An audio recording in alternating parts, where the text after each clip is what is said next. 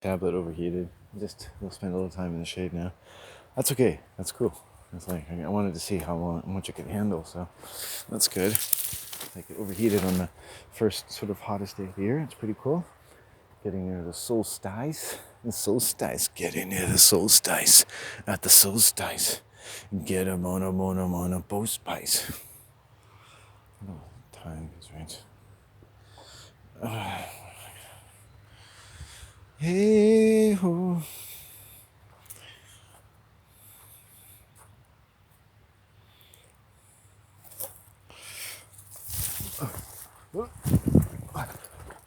So I'm kind of following a deer trail. Time gives us time. Time gives us time. Your time gives us time. Yeah, time gives us time. As I walk the trail of the deer by day, and I learn some other ways among the trees I care. And when I follow my greatest self, and he leans on such fair creatures with his own magic spells. And I learned my father like the sun. I learned my own language, if that kingdom's ever gonna come. Hey, I lost my mother, I lost my friend. I learned to wait around and occupy myself till they came back again. Woo! And wouldn't you wonder what a craft that became? As now and then I wondered if this couldn't fix my brain. A do do do do do do. Wow! A do do do. Woo! A do do do do do. Whoa, baby, and take me back again.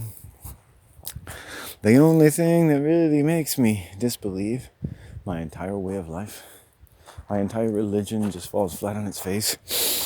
There's someone's dick sticking out of my ass. Called myself. Meaning I fucked myself. In case you haven't following, haven't been following the narrative. You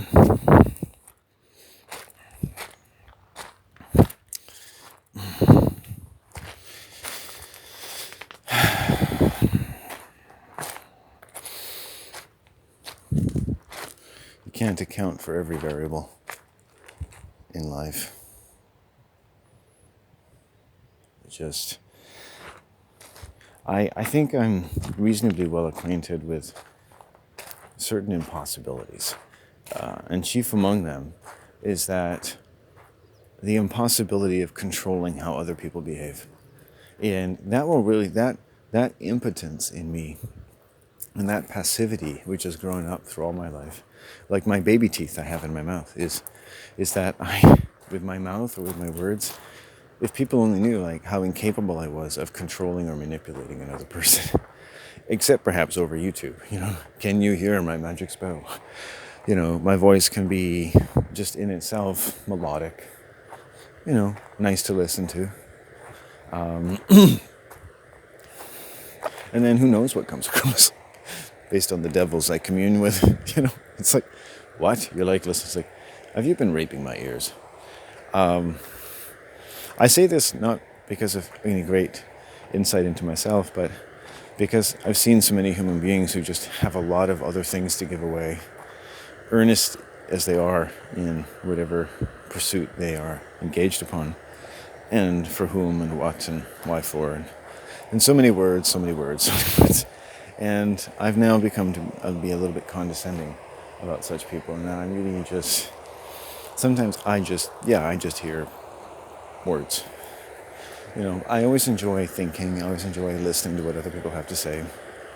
Sure as shit, you and I both know pretty much anything you listen to on YouTube that's got any viable sort of celebrity status, even the greatest moron, has a kind of poetry to their slobbery, drooly cadence. There's a sort of intelligence in everything you hear, that makes it worth listening to, no matter how disgusting it may also be, which, in a sort of satisfying way, sort of makes you sick. Everything is just so well done, so that it gets, overdone. You could miss talking to real human beings. There could come a time in life where people are like, when's the last time, according to the Alan Richter scale, that anyone's ever really talked to a real human? Look, they used to sound like this. Listen to this guy. Nobody sounds like this anymore. What's wrong with us? We're gonna die. No, it's all right. You see, we're okay. He's just a paranoid schizophrenic. Oh, I see. You just started listening to him and thinking that he was a real person. You started empathizing with what he calls his pain and that of his family tree. And the children, as he calls them, of the world. Oh, I see. I feel better now. Calm down. And so the world can be like a sedative. The culture cradles us. When we hear something which contradicts or confounds, at best, anything that drew too much into question our own greatest beliefs would just never make sense to us. And I think, I could be accused of the same thing. I'd be like, my best response to anyone who wants to undermine me completely is on any level. Although I think I have more intellectual maturity than some when it comes to that, being questioned, because everything I believe is like the most seriously questioned and benighted feelings and beliefs in human history. So I think I know what it's like to operate under pressure. And to the point, and I'm not making a heroic statement here, that when any of you seems to come up to me and want to do more, considering what we all have to endure of each other in the first place, I really will just almost die. It really hurts. I live in pain already, having to live in this world. And when someone, for any reason, and there are many, many reasons, you might admit, comes up to me and hurts me at all, I feel all of it. And there's nothing I can do, especially if it's a woman. I'm at complete mercy. You think I walk around here disrespectful to women? Ever since I was a child, they're bigger than the police. Their mafia is more well ensconced than the black royalty and the Madonna of the world. Jesus, you can't piss off a librarian and get away with it. So, what kind of world do you think I live in? You think I'm the kind of man who flaunts his masculinity at the expense of other people's feelings? Yes, occasionally, by accident. And I didn't enjoy it. So, what do you want me to say? I'm actually quite a well-trained human being. I don't any longer believe things that women probably want to hear. That's all. I'm not a threat to anybody. And I prefer just nattering on about such things, making my apologies, and doing anything else about right now. It's my version of intimacy. Please don't hurt me. It really is. Mostly if I meet someone, I'm just hoping you don't hurt me. That's honest, isn't it? Any person I meet, I just hope they don't want to hurt me. And I recognize that in other people, so I'm sensitive to it. I can feel it in the pit of my stomach, in the pit of my belly, right? Above the tip of my penis if it was erect, and, around behind my belly button. Right? This world is a scary place to me. It always has been. The only true thing a psychic ever said to me, although she said it in a very perverse way, is that I was scared of this world before I was born. And I think that's one of the ways people are told that they're great people. When, someone respects your throat chakra or something enough to tell you something useful, even though you would hate that person for years because it wasn't really a very nice person, and you think she would have refrained. Actually, I won't even tell you the way she actually put it because I didn't like it. She had no, I can feel it in my stomach right now. She had no empathy for me at all. She was like she was saying something to me that wasn't common to just about everybody. If you really thought, even technically, about what a baby goes through, You know, as beautiful and disgusting as it may look to you on video, remember when it was the real thing? You know, and it's the baby's first time. You know, like they are the virgin at the party. Everything is new. Everything, right? Obviously, they don't want to be harmed. Obviously, any harmful energy around them is something that they will want to obey and emulate, like aversion therapy. You want them to be quiet? You know, by the time they're 8 or so, don't be surprised if they don't like to tell you how they feel anymore. How many times do you tell your baby to shut up, or stop talking, or stop crying? And I want you to count. And every time you do that, I want you to think about the 10,000 screams that will course through their blood for the rest of their life every day. That won't find a way into the difficulty most of us have anyway, even the smart ones like me, in figuring out what to fucking say that makes our pain go away. Imagine someone who was having scissors stuck into the back of their neck every day, that they couldn't form the words to tell you because you were the one doing it. Or someone you knew. Something that just made them want to cut themselves. And think about this thing called cutting that just came into the world. Oh yeah, you know, you're a cutter. You're a child who has to cut themselves. I've met them. You know, I wouldn't say I've met some people, some harsh people. I wouldn't say I'm a big fan of anyone living in captivity. Not my worst enemy. And it's not what people do to us, it's what we do to ourselves. That when we don't, you know, and if you're someone with my personality, we give ourselves a break. And it's a craft in itself. Now, I'm thinking about, I've made it to the other side of the river in very short order. That worked out quite well. And now I'm thinking where I want to go. I think I'll go back to the park. I gotta walk this way. I could go and give the squirrels a little bit of peanut butter since I have 3 pieces of bread. Well, I mean, I can't eat it all myself. It's interesting how my stomach started getting a little, or I don't got stress. Oh, again, I wonder.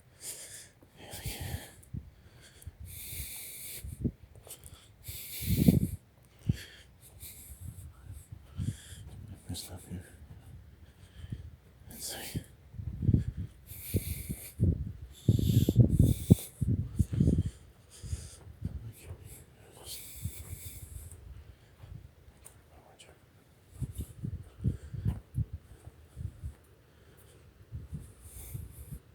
Just get it.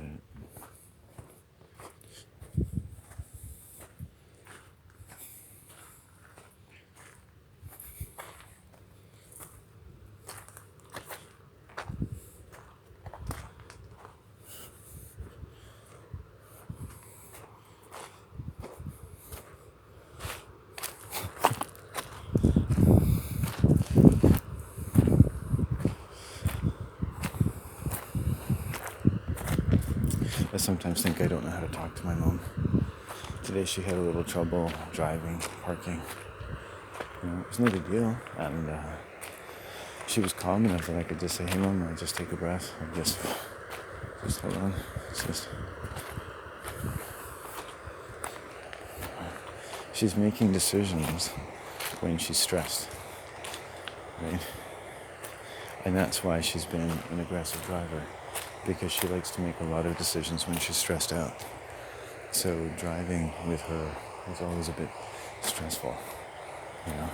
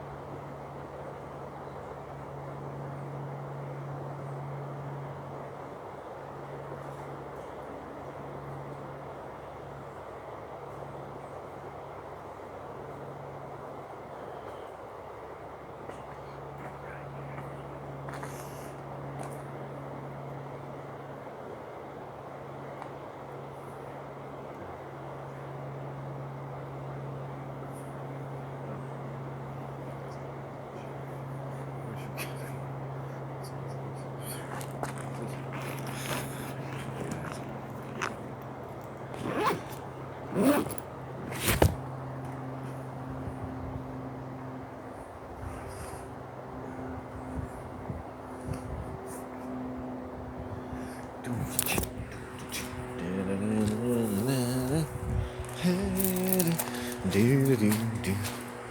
think I'm never going to fit into society. I don't even want to go to Burning Man or anything. People always think I'm a Burning Man kind of person.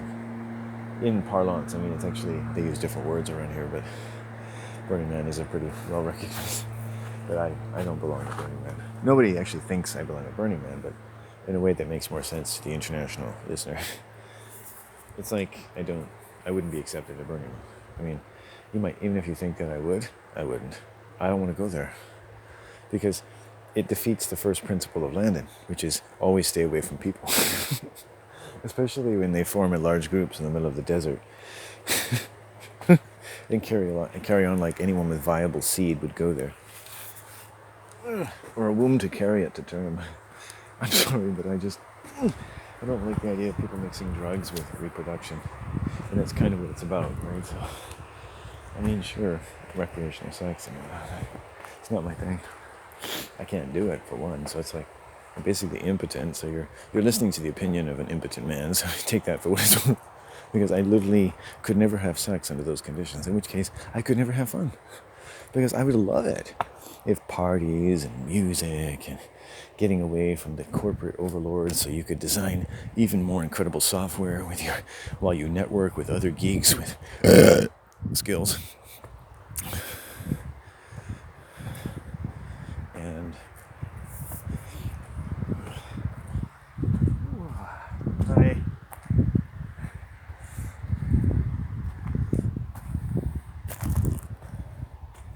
hello. It's a gorgeous day.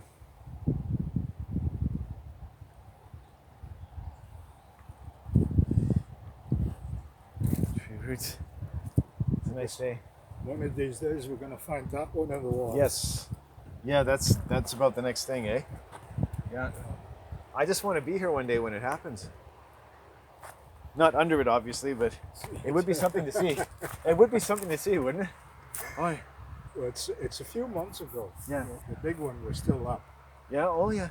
But it was sitting at quite an angle. And I walked by. I come here about once a week. Yeah. And I thought, the next good strong wind, it's going to go down. Oh, you're right. And about a week later, down it was. Well, that shows skill of observation, yeah.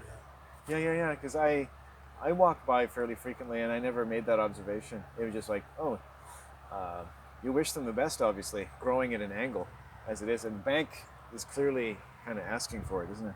Yeah. And then, but within a few days of saying that, it went down, eh? Yeah. But you can see the foliage on it is still, the needles on it are still green. Yeah.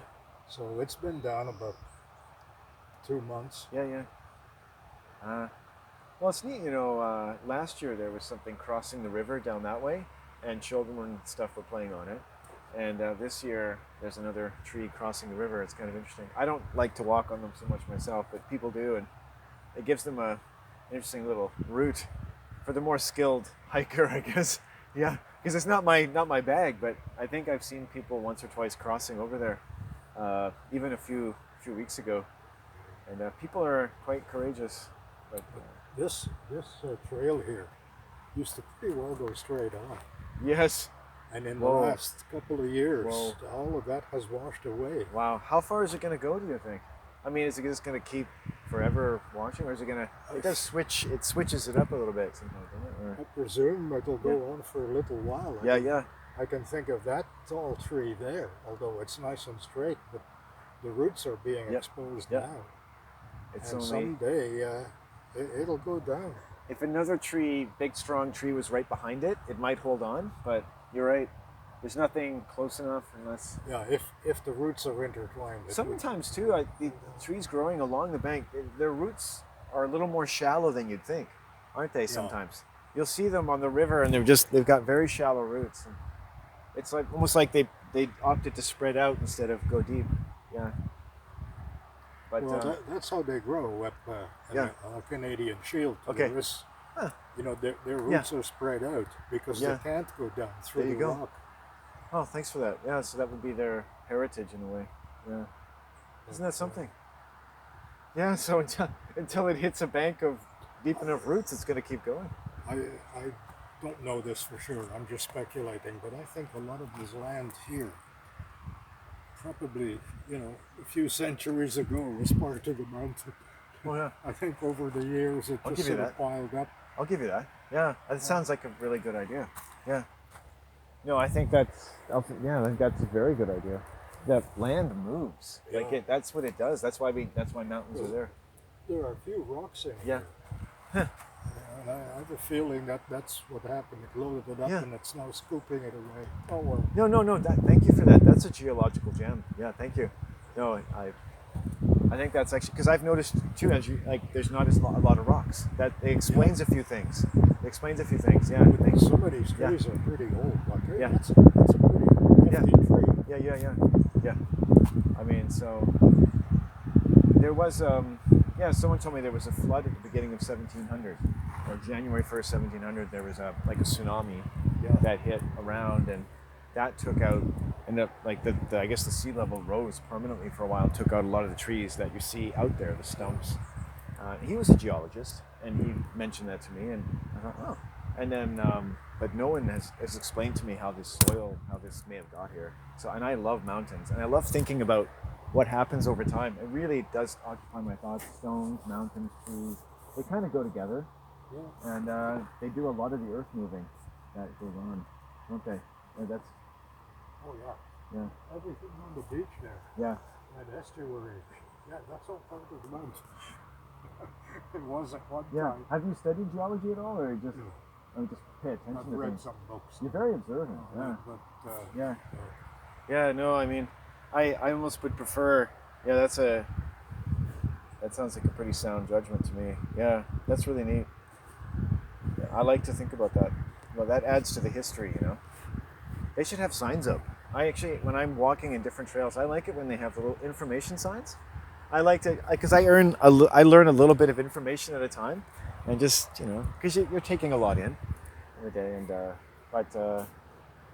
absolutely fascinated. I've grown up around mountains, so I like anything to do with mountains. So, and that's a lot of earth, and also people have mentioned volcanoes spewing, boulders and things like that that you might see along the coast. Yeah, it's the crust is moving. It's a living thing. And until you said that, it had never occurred to me where this might have come from. So that's pretty cool.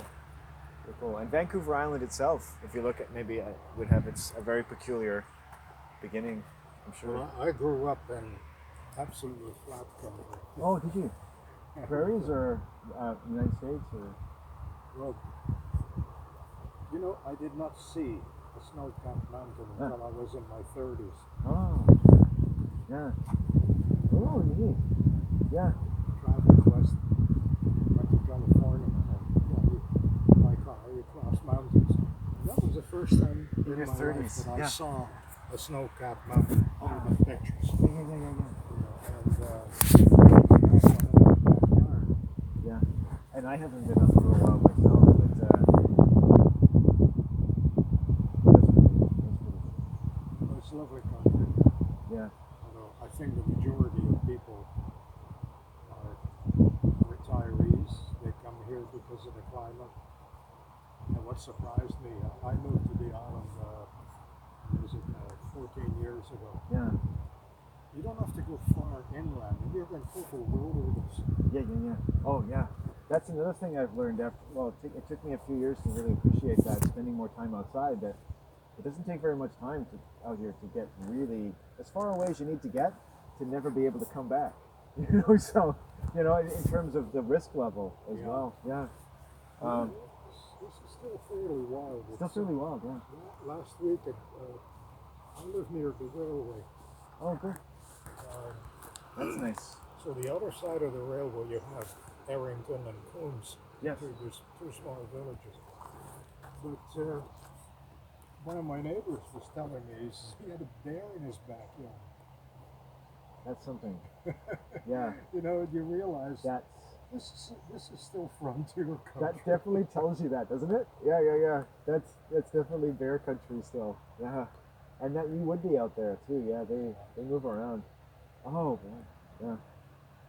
Yeah, I gotta say, I mean, I take any sighting of a bear is something that stays in my imagination for a while. If someone tells me there's a bear around, I don't usually forget it. You pay a little more attention. I don't go walking at night or anything for sure. And it's thankfully the stories that I've heard is and you can never say for sure, obviously on the occasion, but that they tend to be fairly skittish with humans. Yeah. But I imagine unless they're feeding on something in someone's garbage, in which case they probably prefer to keep doing that. They might think it's their garbage. Yeah, exactly. As far as they know, if it's food, it's. I think they're quite omnivorous. They will eat all different kinds of stuff too. I mean, you'll see. I think they gnaw away at logs and eat bugs and all kinds of stuff. So, in that sense, I would say they have a certain very very interesting relationship with the land, and if they make their way around. Well, along the railway, there's a road that, Yeah. for service purposes, I suppose. Yes. And there are quite a few blackberries growing up. And when the blackberries got ripe, I went for walking Yeah. because they go for the berries. That makes sense. I would do that too. The Yeah. deer come and eat what you plant in your backyard, but the bears come for the berries. They don't eat your flowers. Yeah, that's a fair bet. Whenever you see food, that's a good. Because I actually was walking out there just a few days ago, for the first time, and it's good to have a bit of a notification because that is kind of bear territory. I don't, especially when you're sort of on a path and you don't have as much somewhere to go, and a bear's coming your way. They're not going to turn around, so you have to basically move over or find a way to look. And I would prefer to just go. I would that's my first instinct is just like I just want to leave. I don't want to wait for them to come by. But most people who have usually have had a few encounters to get over the fear a little bit. It can take quite a few for some of us. And I tend to be more afraid. But they're quite good with humans. They have no interest in. Not really. Yeah. You're more likely to be attacked by a golden retriever. In some sense, just because they want to kiss you or something. Hello. Hello. Hi. It's not so easy to get around here anymore. No. It's changed.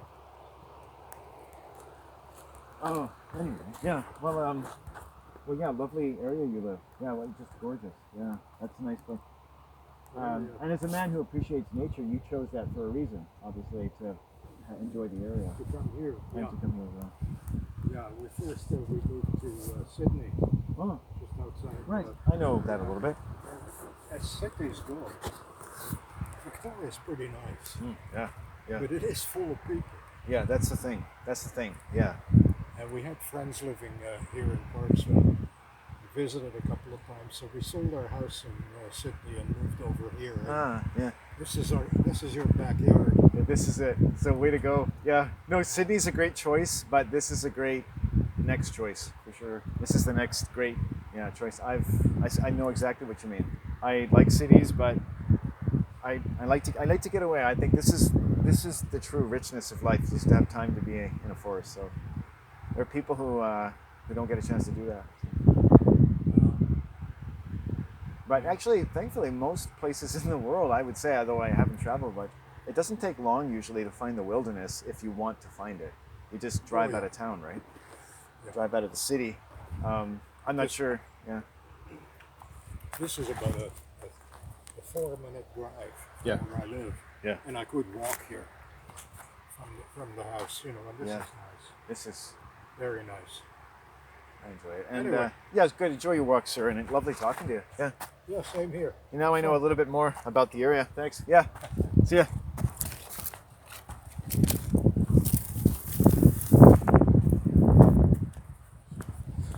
Know a little bit more. Yeah, there's a gentleman who has useful information. It's so amazing. Like, he's like a deer. Yeah. He just commands a natural respect. He's a respectful being. What a wonderful natural being. I'm having a bromance. Yeah. Huh.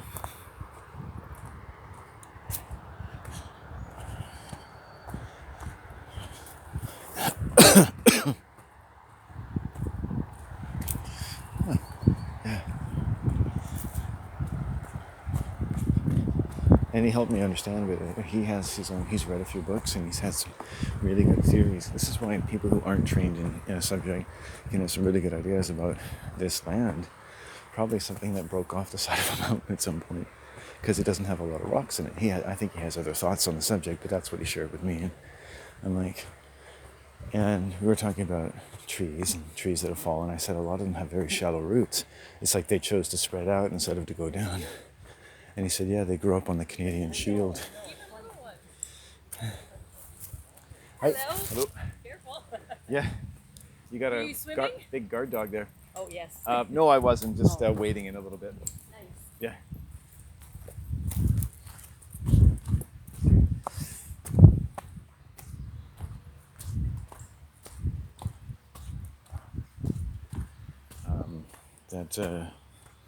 They were growing on the Canadian Shield, and they wouldn't have had a lot of depth to work with. It's so interesting. So it's like, he told me, I said, oh, it's like their heritage and heritage of these trees.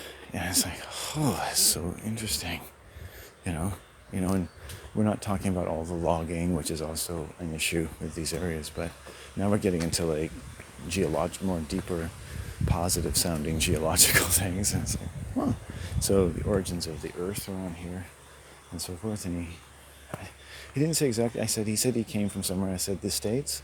And he said, well, I went to California for a while and lived in Sydney, where a lot of people retire. And he said, which is right near Victoria. And he said the thing about Victoria is a beautiful city. It has a lot of people. And came here, and now 4-minute drive from where he lives. And it turns out that where he lives backs onto a path that I'd walked just a few days ago. And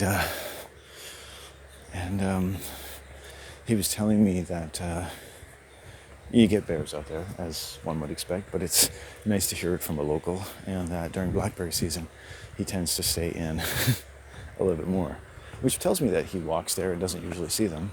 And the thing is, you're kind of pegged in if you do see a bear there. So I really take that as a good warning. And like if you're not used to seeing bears, or I always look at like if I can't get along with the bear because I'm afraid, it's like the real danger is that I'm going to do something because I'm afraid. One time they were coming along a path and I stood up and waved my arms, and they stopped for a second, which I think was a good sign. And then I thought, what are they going to do now? Well, they started walking. So I was like, ooh. As I took in that information, it made me want to leave really quickly. I don't know what I'd wanted them to do. Like they were going to stop like a dog for me and sit. That would have been ludicrous. So I had bare feet. I packed up everything in probably like 30 seconds. And my marijuana, everything. I ended up losing a t-shirt that day, which I found like 2 months later. And I actually wear it from time to time. My lucky t-shirt. And I was in bare feet, and I just come up this trail, which had all kinds of stones and roots and things. So you walk really slowly and you hop, here, carefully. Well, I was running now. And, and I'm not like trying to give the bear the idea that I'm scared. But as soon as I'm out of sight, I'm scared. I have a camera. You think, God, man, your channel would really be on the map if you got eaten by a bear. Man gets, bear comes up to him, he shits himself, and the bear laughs and goes, you stupid human. You think I would eat you? And then goes, yes, of course I would.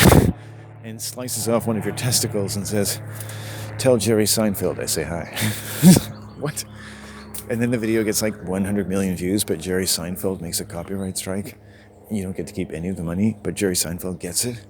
And then he goes on TV and says, yeah, it was the easiest 100 million I ever met. That stupid little guy can go live with his mother and make another porn site if I care.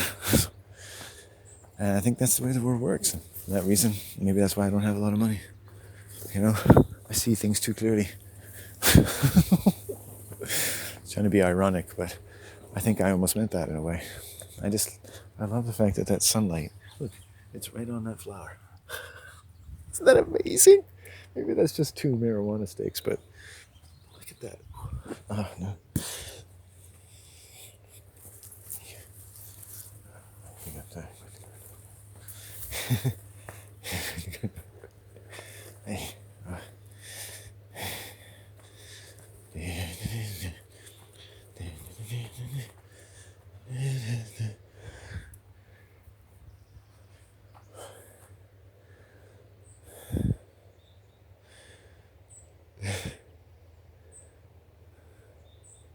What a day. Celebrate with me on this day of manhood, which I name Manly Me. Manly Me, a new workout program for men, obviously, and also women who want to be men. Manly Me. I want you to reach down and touch your vagina. This is to the women who want to be manly me. If you don't have a vagina, just find one of suitable testicles and play with that until I'm ready to get back to you. It could be the left or the right. Jeez, do I have to make every fucking decision for you? You completely impotent cunt. Now, self-esteem 101. Learning to take criticism from your master. When the master humiliates you, it's only to make you better. Feel the sting of humiliation as a kind of vaccination against getting ahead of yourself and becoming a complete cunt. You see, as you develop your power as a man, the thing that really makes it all work is that you know your boundaries, and ultimately, the right person can tell you what to do.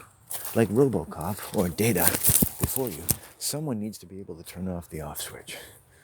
You know, a man without an off switch can never be a real man.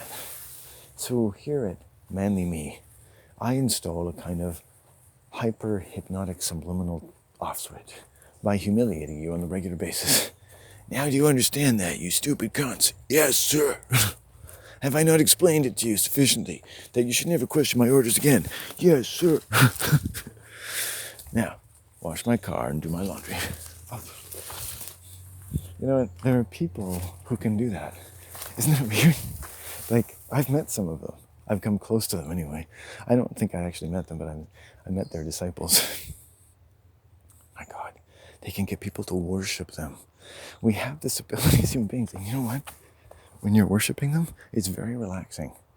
It's like a free spa treatment. It's like porn, you know, it's free. It can't hurt. And having a guru, it's like it shouldn't cost you too much unless you get a little too into it. And you're selling tickets outside at the latest 3iejrn convention.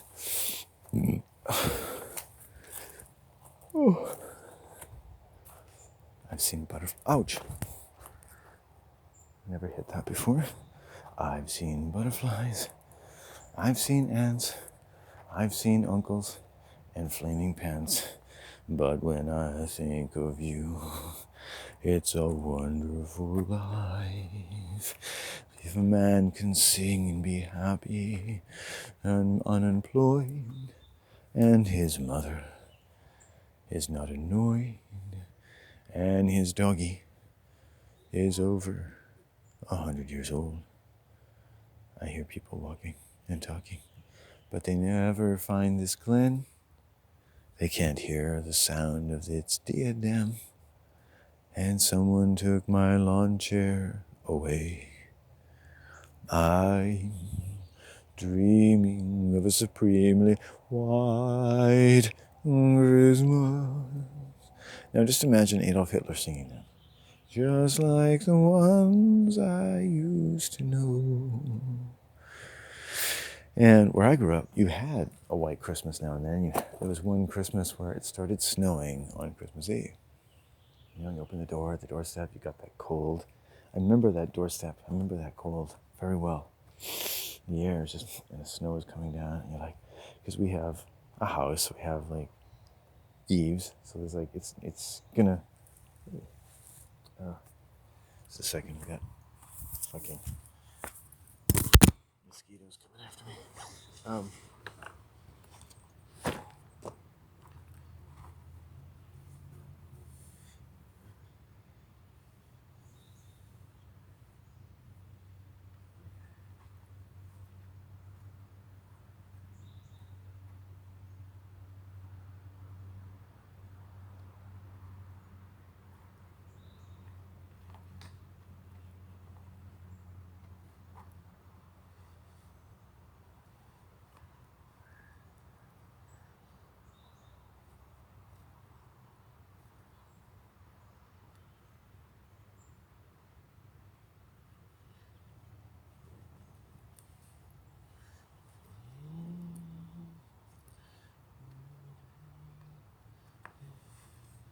Yeah. It's interesting that the male had an accident. You know what's interesting? Is the way that woman talked to me, and was somewhat a little bit patronizing. That's okay. I saw a little cut on my left foot, so she must have seen that. She probably got a nurse or something. And she said, "Oh, watch out," or something, which was fine, no big deal. I just didn't know why she was saying it. And I said, "Oh, I was just waiting, across." And I said, "Oh, nice guard dog, it was a little black Shih Tzu, whatever." And I noticed the young man was on crutches, and it's like, and I just stubbed my right toe. It's like, interesting. And it's like, men having accidents around castrating women. Well, not that you would know that. I study it. And it's like when I see a woman and I have any reason to suspect that she's a little too domineering, and I see a man who's had or is having accidents, I put 2 and 2 together. And it makes 8. As I've previously explained in another video.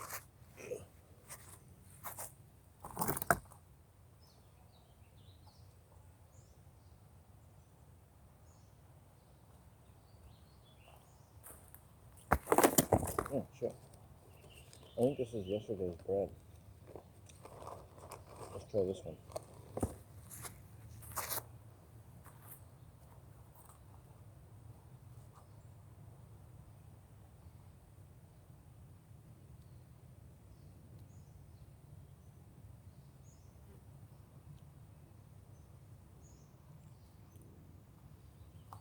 This will be their Christmas.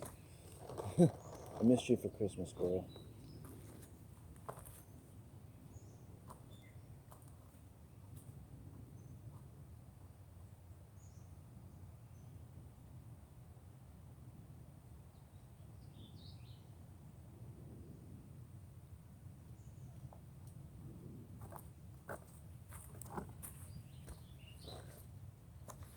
Yeah.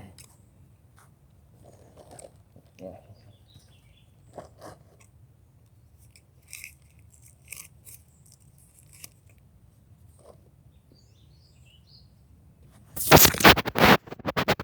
lot of bugs. Okay. So here we're thinking about someone looking at weakness at the expense of your strength. And see a young man on crutches, going by a man who studies violence. He just hurt himself, you might say. It was an accident, whatever. That woman, I've known women like that. A little too aggressive in ways that are very hard to explain. It's like someone who works on a submarine, on sonar, trying to explain how they know that what sounds like a cat fart is a sperm whale. It's just, I built up a repertoire. Of course, I'd have to show you. I could befriend a woman for 6 years and get castrated and eventually get sexually assaulted by her and 3 of her friends. Or I could just tell you and save myself the trouble. Because I've done it. I'm that stupid. I'm that stupid. I'm that guy. And I don't even get laid. Right? I do this for free. It's kind of like an outreach program. It's kind of for a religion that doesn't yet exist.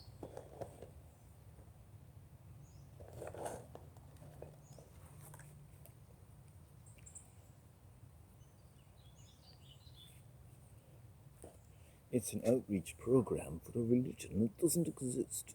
Now I'm going to explain to you why my books are so big and fat, and it's very hard to stroke them without them having a lot of pleasure in the writing, in the ink that spilled upon the page as I masturbated my brains out and turned them into words that formed in long sequences into levels of almost architectural brilliance that saw the mind expanded toward the infinitudes of its very origins, and in such a way the heart could be said to beat with every sound that ever swam through my veins and on to the various leaves and staves of the heavens and the earth. Or I just need to whack off like a monkey in a mango tree. Which I stole from 2.5 Men, by the way. Peter Lorre, I love you. You gray-haired bastard.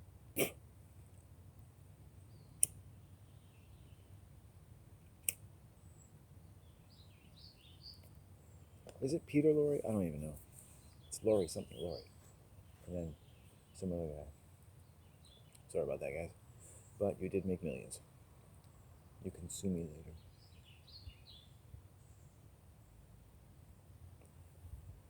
My mind latches onto knowledge. And just like no matter how much time you spent in an airport, you could never travel everywhere in the world. You'll never know everything. And this, for some people, would make them very ambitious to know as much as they can. To me, it just makes me want to rest. You know? If you can't go everywhere, why go anywhere?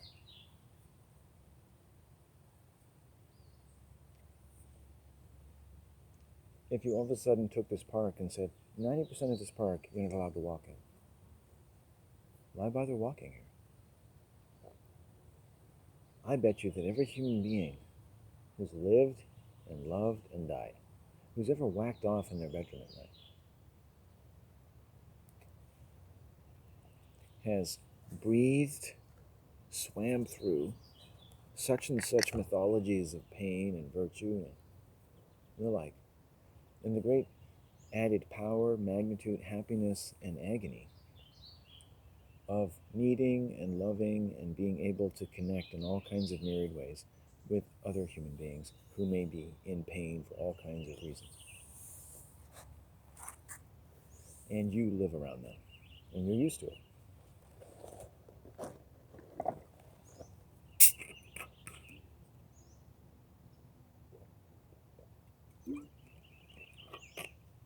Not in a bad way, in like a mythological way. That a great painting was touched with mirthful flowers of bright yellow and green leaves, and great meadows and great kingdoms of rolling green hills and cows and lambs, and someplace you would lay your mother and father to rest. Because in such places where they took you when you were young, you felt your best. And it would take you a lifetime to know why.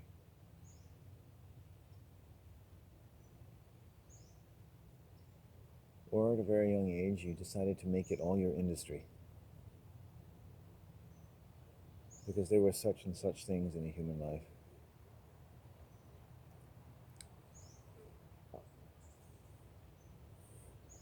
That already swam through, in a sense, everything any knowledge should hope to be.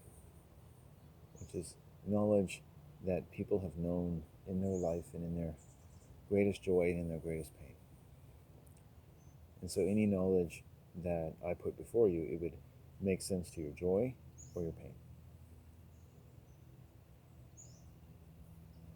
And then we could ask, is there something preferable about hearing someone put something that we could say we know all too well?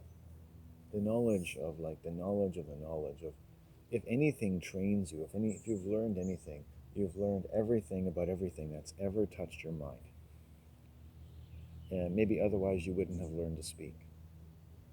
But think about the fact that you already knew the language just as well as you do today. You had just as much of vocabulary today as you did the day you were born. It's just that everyone treats you like you're stupid because you haven't found a way to need to use your mouth to form the words. You think before you talk, essentially, right? So our thinking and talking is out of alignment. People end up not really thinking as much because they only think as much as they talk, and they weren't allowed to talk enough to fully think the way they used to think.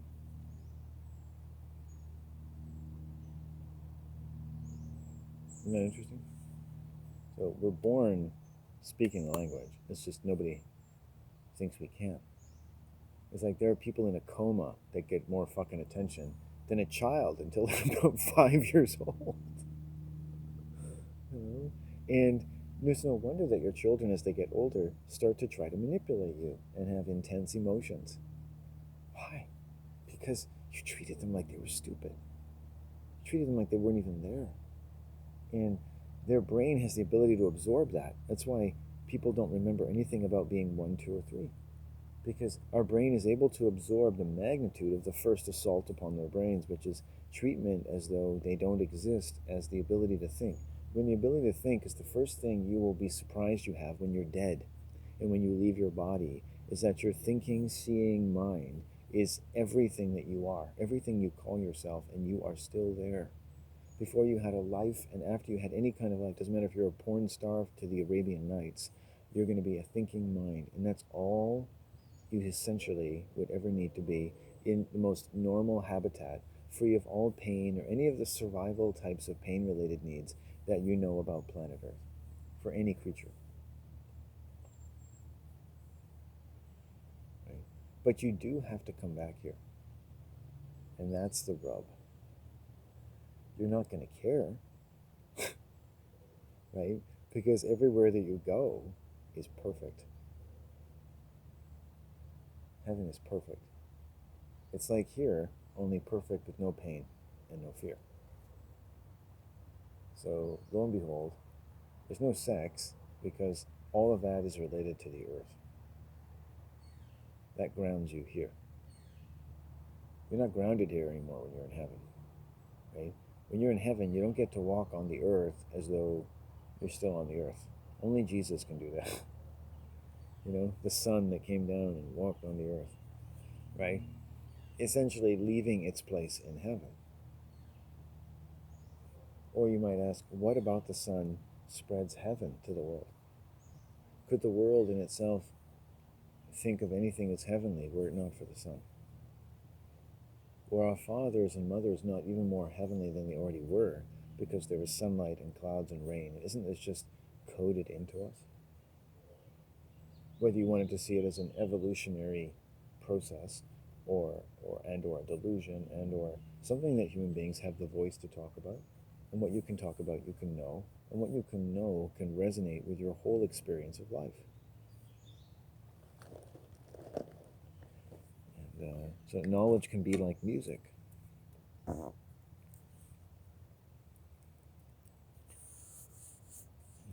right, I'm going to go soon. I'm feeling guilty.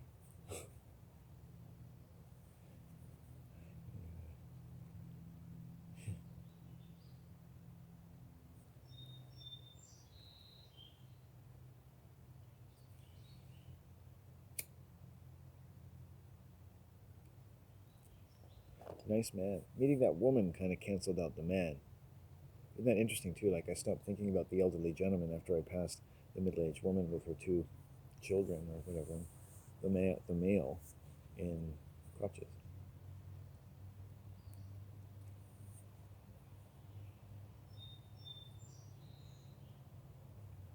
You think they'd be walking a little slower too? Like shit.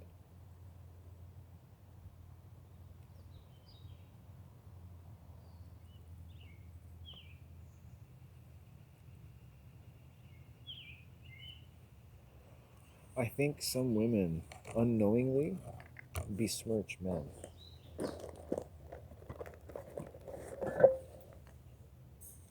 I think I'm gonna put my shoes back on.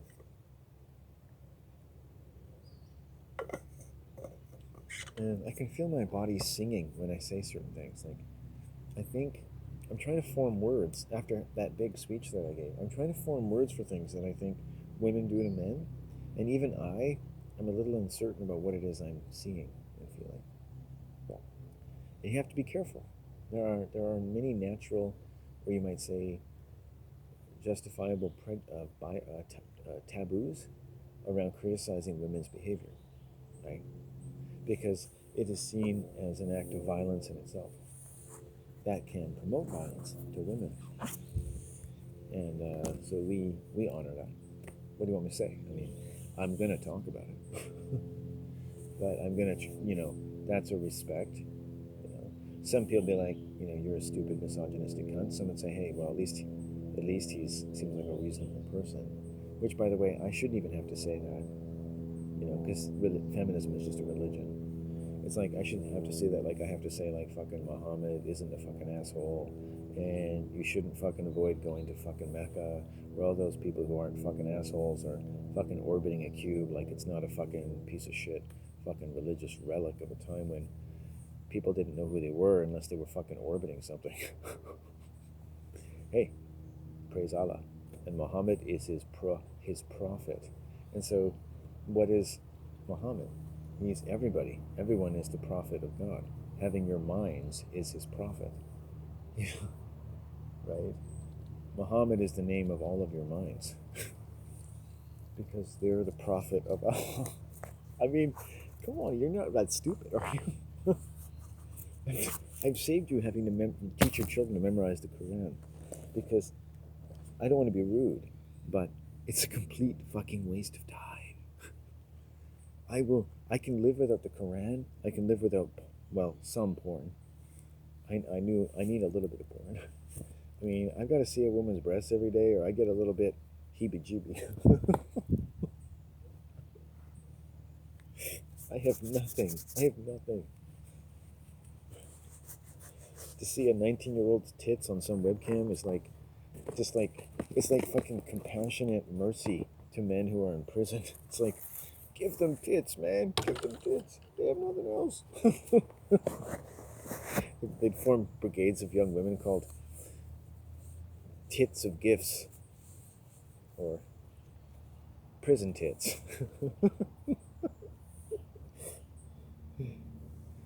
Breasties for the besties. Besties for our besties. Oprah would interview them and would be like,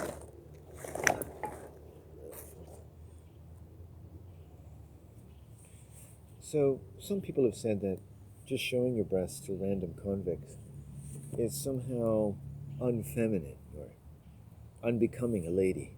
What do you say in this age of feminine liberation? Nothing.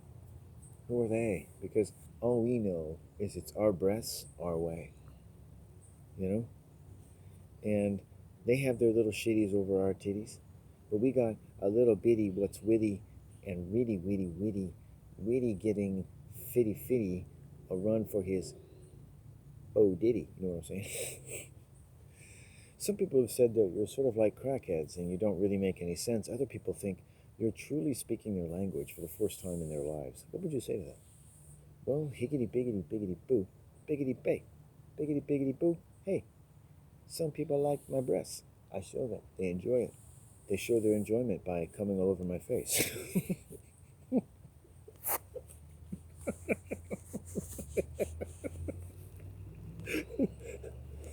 In their imaginations. There's plexiglass between us. It's clean between sessions. I'm not a scientist, but I'm pretty sure semen cannot get through 3 inches of plexiglass, which, by the way, also makes my body look much more flattering. Oh.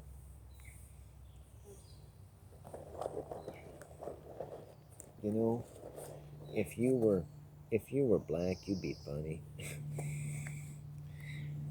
If you weren't such an ugly cunt, you'd be funny.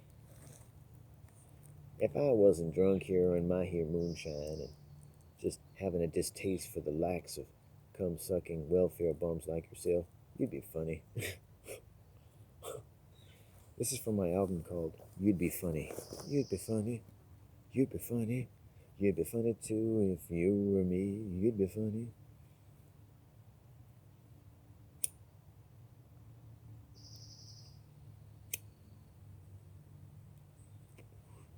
You know what's really funny? Is I'm 48 years old. I live down the hall from my mother in a beautiful condo. And I have no money really to my name. I'm sitting in the woods making up this song to nobody in particular.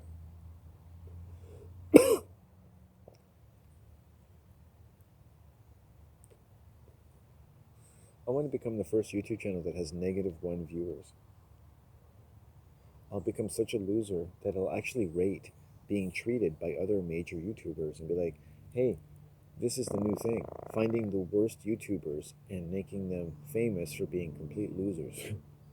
and I'll be the first on the show. And he'll be like, "No, I'll do me," but like, "Wait, I got him first." No, I got him, and he'll become like the face of a new generation of losers.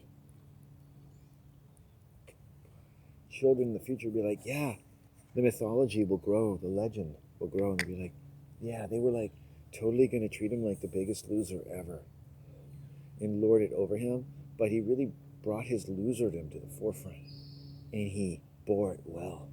As a loser, his first opportunity to be legendary had been finally provided him. He'd always deluded himself into thinking, as his father before him had, that he was some kind of incredible spiritual being that the world just hadn't fully recognized yet. And when it did, they would just dollar bill him all the way. They'd have parades in his name, and it'd play like the soundtrack from Top Gun as he waved to all the little people. Dun, dun, dun, dun, dun, dun, dun,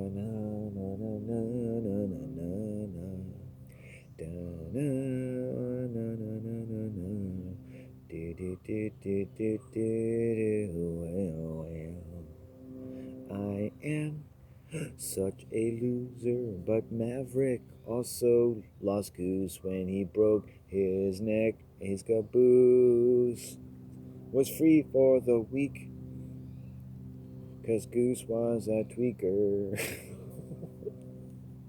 whose dick was like a beaker. And then the Iceman came along and said, "Hey, sorry, Tom, you and I are both really women. Who's kidding whom now?" I play on words with Nicole Kidman, who is, of course, Prince Harry. Who's kidding whom? Who's kidding whom? Who's killing whom and who's kidding whom are two volumes. Volume 1, Who's Kidding Whom. Volume 2, Who's Killing Whom.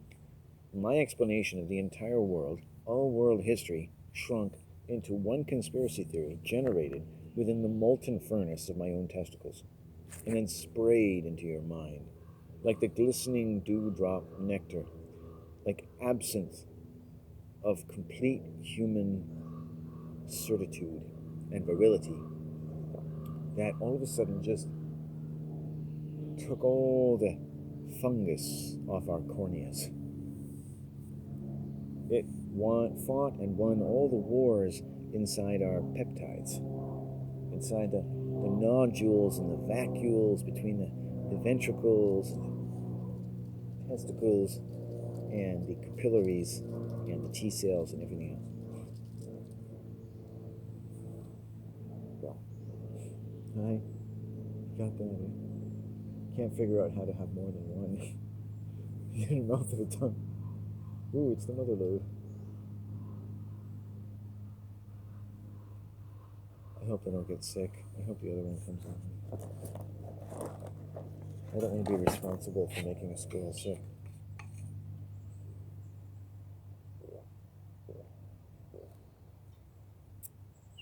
Well, I'm dressed. Let's go.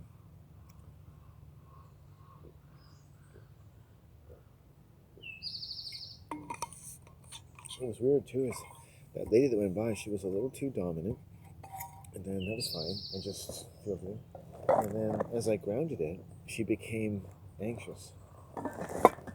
So you could see how her dominance really is coming. She got weak really quickly, and so it's like, okay, so maybe you had a dominant male, and you've emulated it for your own survival, but you've never really fully faced your fear. You know, I feel for you. It took me a long time to realize that women could have problems too. You know, they're violent as fuck. And I didn't finish saying. But,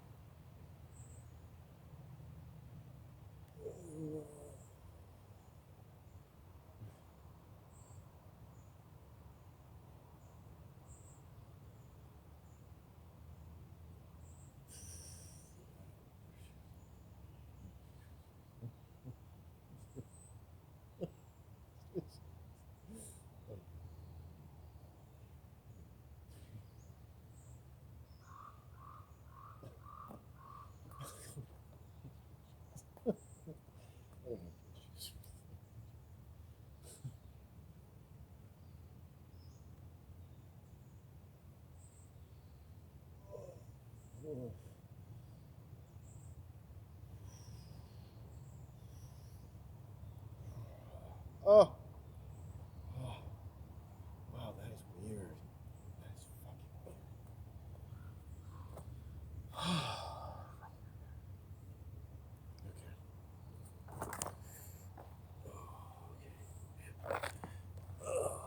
I'm getting a weird phenomenon in my shoulder, and it's twinging. And if anyone's ever had twinging, like, I'm really done with the twinging. I could do without the twinging. And like, but I gotta honor that. It's like, at least I'm taking care of myself. Being careful. And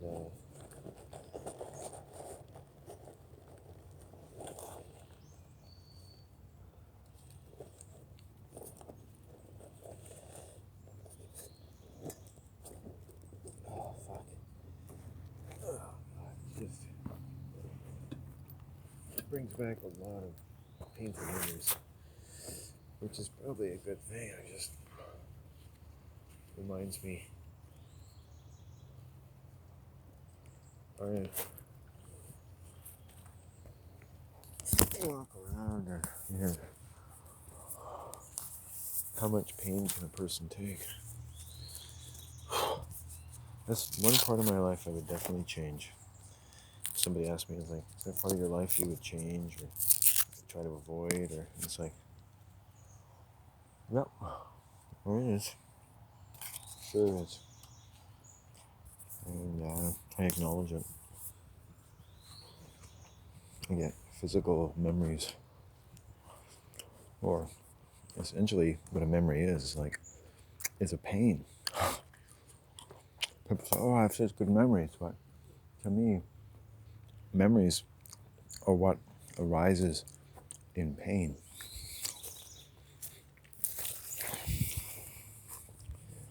I mean, in a sense, around every baby picture, in every family album, is sadness. I've looked at someone's wedding photos, and I looked at her husband, and I said, why does he look so sad? And she said, oh, that's just the way he is. Have you ever seen someone look sad at their wedding? I guess he was so happy he was sad, I don't know. You know, sadness comes out when you're healing as well, and I guess he really felt he found a truly loving situation in life. I guess, if you wish to imagine that. But it was also like the pleasantly offhand way that she sort of turned the remark away. You know, that give you the feeling as though she was of the similar mind, I suppose. That, you know, he's just so happy he's sad. But I understood from her that there was more to it than that. And I felt bad for him. I thought, I didn't see Cheryl much after that. But she had 2 children with him.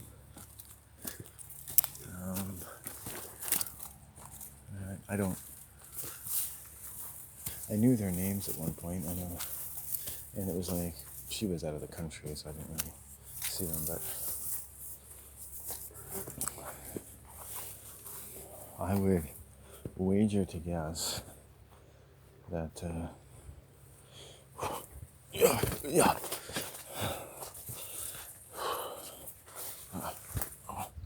Yes. I think. Oh, there's that guy. He's still down there. If I could go, it'd be too close if I sat there. I'd be creepy. I do like to sit there.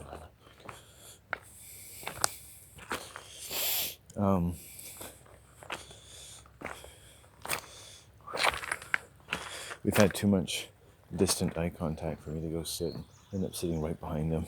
He'll turn around and be like, fuck, dude. They make you look demonic. The thing is that I often do run into people again sometimes. You don't want to make it look like you're stalking them. I think about such things because I know other people think about such things. You know, sometimes if it matters, yes, appearances matter. You don't want to just end up someplace where behind somebody all the time. Appearances do matter, for sure. And that's it's easy enough, really, to figure that out. It doesn't matter so much when you're a child, so much you get older. You're male, you always have to women can always sort of say, hey, you're stalking me. Because I'm female. And women don't realize that all the deference men give them puts men at a disadvantage. You want all this deference, but it puts men at a disadvantage because it's given us a world where people don't expect women to misuse that trust. Right? It is a trust. Courtesy to women is a trust. Women get a lot of courtesy. Not in every way. Of course, you get abused, all kinds of things, but people believe you first. Right? But not always, right? Because where women are abused, they've come from families where they've been abused. You don't usually have a voice. So I don't want to diminish people who are women who have had their voices squelched. But understand that victimized as we can be, when you do use your voice, it has a lot of power. And that power can be disintegrating to other people, especially say if you're drunk and you're not able to restrain yourself. So women that have a bad temper when they're drunk, for instance, would understand when I say, that can be a bit much. Right? And there are women that when they sobered up the next day, they'll be like, oh yeah, you're right. I can be a bit much. And if you're around people who can take it, that's fine. And if you're not, maybe you hurt somebody. And you've been hurt, so you know that being hurt isn't just a car crash or chopping off your own finger with an axe. Hurt is things that someone can say to you a certain way that, in a way, could make you feel unsafe. Could be someone you work with, a friend of the family, right? Maybe they take a bit of a defensive position toward you and you don't know why, and it pisses you off. Maybe it's something you said when you were drinking one day. I've had things happen with old friends where they say something or do something that is very hard to ignore and has violent undertones. And then it's chances are nobody's going to talk to you about it. It's really creepy. It's very awkward, And of course, if you say to someone, hey, when you were threatening my life the other day, you didn't really mean that, did you? And they're like, oh, no, man, totally never. How could you think that? Shit. Why did you even bring that up? You some kind of oversensitive cunt or something? And that's what someone could say, right? And then you're like, oh, now I feel really scared. Okay, so you're saying that I shouldn't have said anything. Of course you shouldn't. You should have no doubt of me whatsoever, no matter what I say to you. Doesn't matter what I say, what matters what I do. Have I ever hurt you? Jeez, you're stupid cunt. Right? And people who are alcoholic, their brains work differently. We can almost mimic and emulate them. Most people would find, I bet you if you were in theater, at least in your own mind, as a thought experiment, and you had to play an alcoholic in your family, you could probably do it pitch perfect. Because it's a kind of freedom to it. Alcoholics have the freedom to use their brain in a way that has a kind of drawl. A little bit of belligerence, a little bit of this, a little bit, right? Yeah. If you got to say what you want, and it didn't matter if it hurt somebody's feelings, and you didn't have to worry about defending yourself from everyone else's judgment, because fuck all them. And there's this awful thing about the world that puts us in captivity, and I can't fucking put it into words as good as this lazy-ass cunt, but I basically just need to fucking rape your daughter. And really serious alcoholics, right? And people can emulate that stuff. Why? Because it is kind of in the air. There's deception in the air. There's way over too much identification going on with celebrities. And the antidote is not to take interest in their exploits, because they are genuinely talented human beings in sports and theater, whatever. No one taking nothing away from their talent. They are talented. And here, the great dominion of the world is not held without talent. It's incredible talent, but a very sophisticated level of set dressing and scripting and dominion and deception that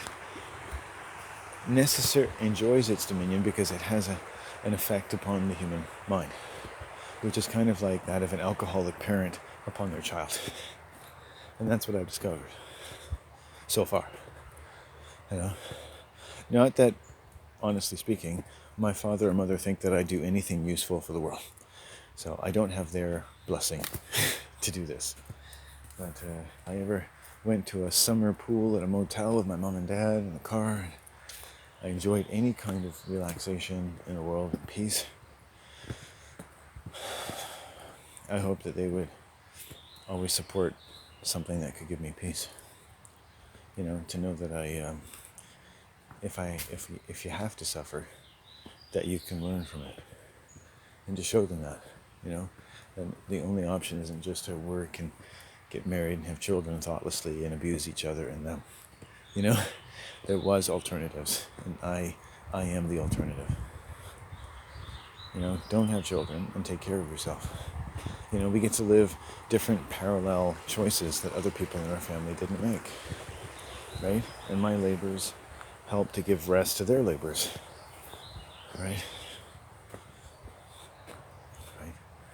And if I may say, I think my labors most of all in my family. I'm gonna head home now. This day has been a bit disjointed for me. Oh, somebody left a can. I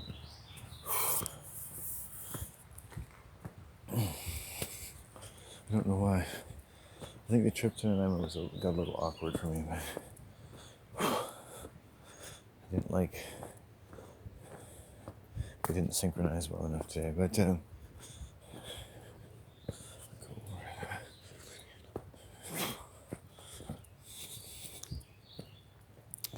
Bum bum bum dum dum bum bum bum dum dum.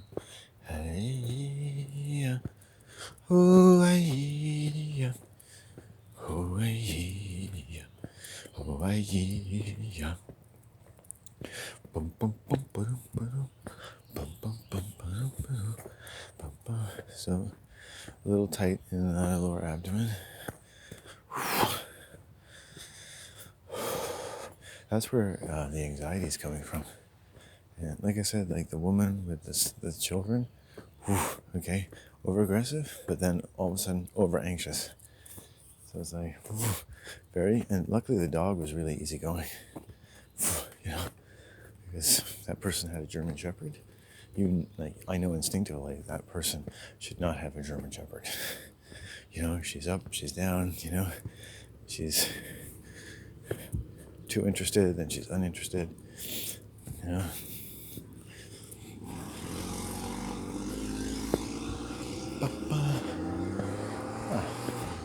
Seeing that salty-haired man drive away in what sounds like an awful-sounding engine, but a very expensive convertible car, has made me want to venture forth into the woods, and into the woodland places where my voice could peter out like the last bit of manspan before I'm commended to the asylum of eternity.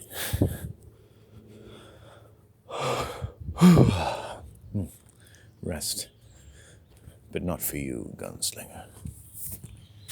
There's this guy using the name on this one YouTube called Roland Deschain. I don't think anyone knows what that means. It's the gunslinger, man. It shows that I identified with that character at some point. Did I say act? Yeah, character.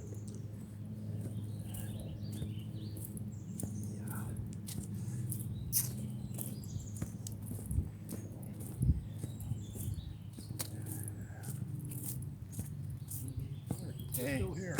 Yeah, still here. Gonna enjoy the shadow of the woods for a while. Yeah. I'm gonna just actually down here. It's a lovely trail. Yeah. Yeah. Yeah. But it was nice talking to you again. Yeah. I received two very useful bits of information, which, if I may say, I don't always get when I talk to fellows. So about the geology and also the trees. Right? Yeah. I'd never thought about that. Why they grow so shallow. So that. I'm just guessing. But I would have to pour through books, and I would never figure it out. You know. So I found out what my favorite bird was called recently, the kingfisher. I really enjoy that flying up. I saw quite a few today, actually, so they must be enjoying the spring. What's just met another gentleman. He's behind me. I don't know which way he went, but Yeah. he's a bird watcher. Oh yeah, good. Yeah, there's one I meet here quite often, early part of the day, and she's given me some helpful tips for sure. But I don't know the names. I'm never going to know all the names, but I like the sound. Yeah, and It's like me and flowers. oh, you like the I flowers? know them all: blue, green, Oh, yeah. yellow. That's lovely. Yeah, well, enjoy the day. I'm sure you'll see some lovely ones on the way home. Yeah, Not many flowers here. This it's very green. daisies where it's sunny, Yeah, and the buttercups in the shade here. But yeah, not it's, that many flowers here. I generally concur with that. Yeah, I like to come here because it's so quiet. there is that. You know, there is that. And this is a nice time of day. Enjoy it. Enjoy your. It sounds like you have a lovely home. That'll have a night. You'll maybe see some deer or something. Yeah. I gotta get home. Of course. Good My night to you. wife will be wondering where I am. Yeah. Yeah. Good night to you. You take care. Yeah.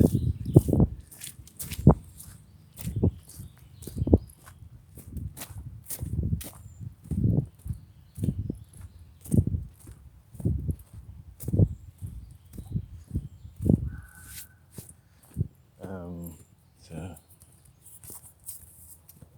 bits of knowledge. He's telling me he likes flowers.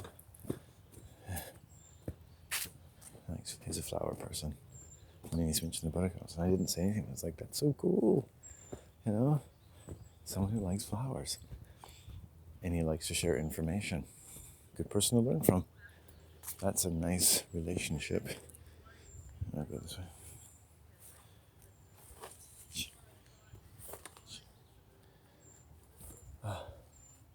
Oh, there's an old trunk.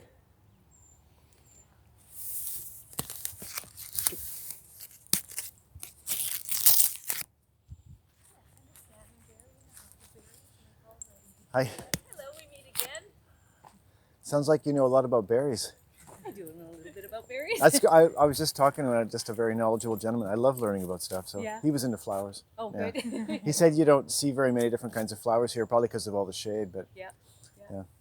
Hey, enjoy the rest of the day. Yeah. Yeah. Thanks, you too. Yeah. Thanks.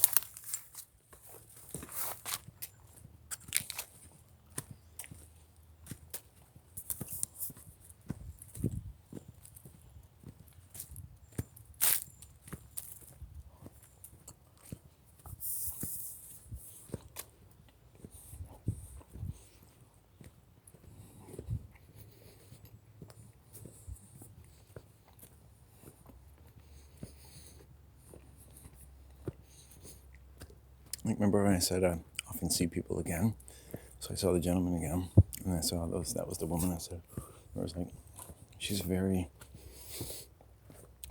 bright eyes. I caught her eyes, like, she's a beautiful lady.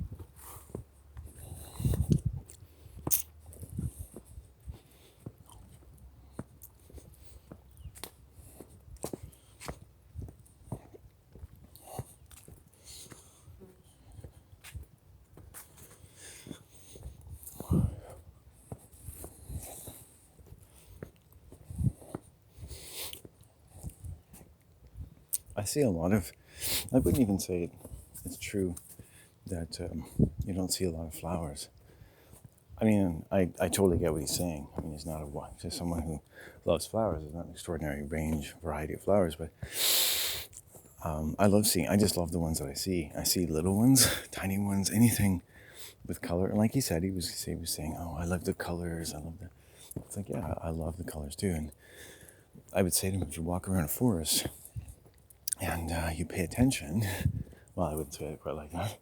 I won't tell him anything, but I would say to him, hypothetically, because I'm not good at telling people things, but if you take the time, you pay attention, you will see a lot of color in a forest, right? And you have to look for it maybe, or it has to find you. Appreciate the little things, like, look, right? You appreciate the little things. Whew. Everything has its proportion. Not every region in the world is going to have an abundance of everything. Right? The earth doesn't grow everything here now, everything. you're going to see more of these kinds of trees or less of those kinds of trees or more of this and less of this, like just like in literature or just like among human beings or in time or, you know.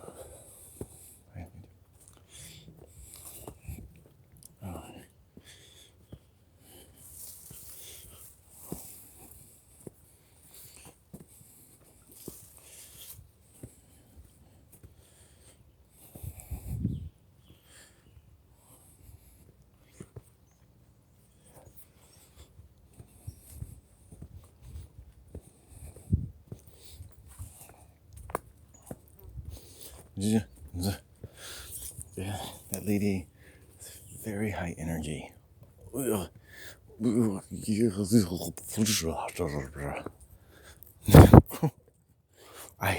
I'm around like a high energy woman like that, which I don't meet quite as many women of that particular kind of energy, I'll give her credit. I mean, she's a healthy lady for sure. Oh my God, could ride her all night long. She's probably like 60 years old, probably hunks like a teenager. She'd bring you into her house and be like, I know I'm a woman of years, but it's been enough years now since I've humped a man like you that you take all those years off, I'm basically 18 years old. You haven't had sex in 45 years? And it's like, sort of like that. I was married for 32, cheated on him with a bunch of his coworkers, but I've had vaginal rejuvenation therapy, and it came with surgery, but also psychiatric treatment because I used to be a nymphomaniac. I had a webcam where I was sticking an elephant husk up my vagina. Some people call me a cougar, but really I'm just a beautiful, young, horny girl trapped in a leathery-skinned reptile I like to call me.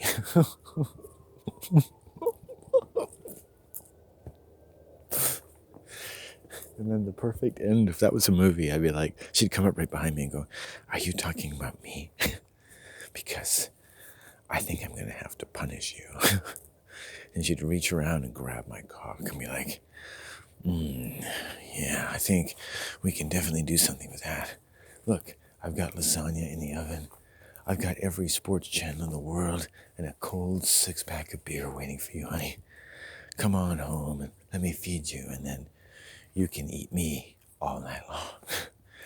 Sushi also would be provided, and the next morning you will get a complimentary taxi service back to your domicile until I call for you again with a special signal which I will program into you hypnotically while I have you vulnerable and tied to my bed. And then I would be like 007, would be like, so you're a total psycho, pussy galore. It's been so many years since anyone called me that. Maybe my psychiatrist back in the criminology lab at SFU. Yes, I'm going to enjoy this. But the police are already coming. I called them with my Bluetooth camera 15 minutes ago. You don't have a Bluetooth camera? I searched every cavity. I know, I remember that. You enjoyed it immensely. My ass is still bleeding. Well, now you've planted a seed of doubt. I'm going to have to move the situation quickly. Thankfully, I planned for this contingency. And she removes one curtain, and it turns out you're in a U-Haul. She gets into the trunk and starts driving around. You're like, wow, I've got a breather. If I was a writer thinking about the plot, it'd be like, this would be a moment to like take a break, smoke a joint, have a couple cups of coffee, sit outside, masturbate to some porn, have some more cigarettes and more coffee, and be like, I'm so good at what I do. I think I need another coffee and another joint. And maybe another masturbation set.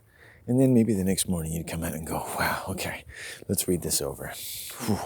All right, exciting. We've got ourselves a story. Now it's just a question of how far do you want to take it? What do you want to know about this guy? I mean, so far he's handled himself pretty good. But then again, not every person gets into this situation. We need to find out just what kind of knob he really is. that he can pull off this amount of composure, but isn't smart enough to avoid meeting such a leathery reptile to begin with? Is he a man with a history? Does he live with his mother? Has he himself not had sex in so many years that he's projecting himself into this totally psychopathic situation, and it's all in his head? But he doesn't know that, and he starts behaving to total strangers as though he's trapped in their U-Haul van. And the story turns on a dime, and you're like, whoa, shit, I didn't see that coming. That's what she said. Oh, okay, that's enough. And the trees and the grass and the clouds as they pass, and the overpass where I will have a shopping cart and say, hey, Daddy, what do you think now, Daddy? You proud of me now, bitch? And bitterness will take me all the days of my life. And Mohammed will take all of your minds. That's why he's called a prophet. He might as well be called inventory control. IC. I should invite a science fiction guru called IC. And it will turn out that it's an acronym for inventory control. I want you all to understand that the focal point of the supreme intelligence of the knowledge of bliss everlasting, and out of the scientific portals that have imported and various stargates of incredible spiritual knowledge held behind the guise of science until you are ready to fully digest something that even religion and conspiracy theory on crack has never contrived to put into words. The truth, at last, behind every portal of human knowledge, as it has been kept from all human beings for 1,000 years, until such a time as a man was ready to float his boat in the mere imagination, the fantasy, I dare say, of himself, that he might sound such a knowledge as could only be contrived by the deepest, darkest, most virginal, and totally unfuckable loser who ever walked the earth. A man who feigned sobriety so long that he'd lost a taste for the drunken debauchery that is the modern world. Or he just had a way with words and didn't like working. You decide. But whatever you decide, just know that I have no idea what I'm talking about. But it's summer, and a man can get to liking being able to walk around without his balls freezing off. Oh, and winter is not the only thing that freezes my balls in my life. I've managed to surround myself, wherever I have been surrounded by anyone, with someone who is sure to make my life a lot simpler by abbreviating the entire relationship, and even that of my mother toward me, by simply eating one of my testicles in front of me like Hannibal Lecter, and then moving on to the next part of the plot, where I am but a memory, considering the incredible things that are about to happen. My testicle became a footnote, and so I decided to write the book to which my testicle would be a footnote, and I'm still working on it. It's the book that began by turning the footnote of a testicle into its footnote. A note about the foot that didn't develop properly, and a testicle that did not completely descend. And when I start to get aroused, tends to want to go back to wherever it came from. Somewhere, whatever used to be a uterus before I decided to be a boy, because it was too scary to be a girl. You know, penises are like the bell in Navy SEAL training. It's like you opted for a dick because being a girl made you sick. You're like, mission control, I'm going for penis. And then like if you have a little bit of like any kind of angst about that decision in your mother's womb, you end up with a vestigial penis, or you become a lesbian. You're like, I want to be a man, but I don't want to lose my feminine side. And it's like you get a stamp on you from this lesbian.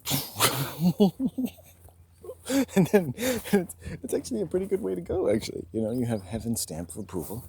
It was a good decision. I mean, one could waffle a bit. There, you know, being a woman, being a man, I mean, it's all pretty difficult. So, I mean, you don't just want to be a man because you didn't have the balls to be a woman. Yeah, you don't want to have the balls to be a woman, but you also want to have the balls to be a man. Now that's a lesbian. I like lesbians, you know, because they don't want to fuck me. I just don't like the lesbians that they pretend to like men, when really they should just be lesbians.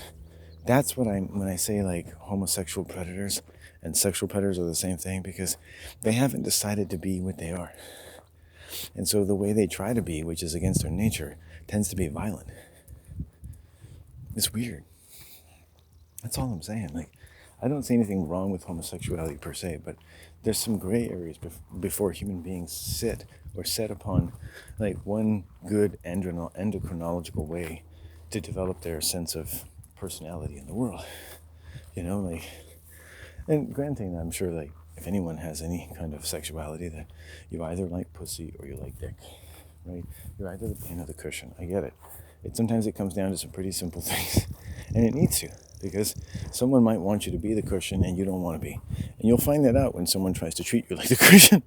And these are the things that you realize it gets pretty black and white. You can have 50,000 shades of gray, but sometimes it gets pretty black and white. When he starts to mount you, you're like, no, I'm not like that. Why? Is there something wrong with it? No, it's just I like to be asked before someone tries to shove their dick up my ass. Oh, you're one of those, are you? Yes, I am one of those. People who don't like someone's cock up their ass. All right then, don't be a bitch about it. I'm not being a bitch. You're being a bitch, bitch.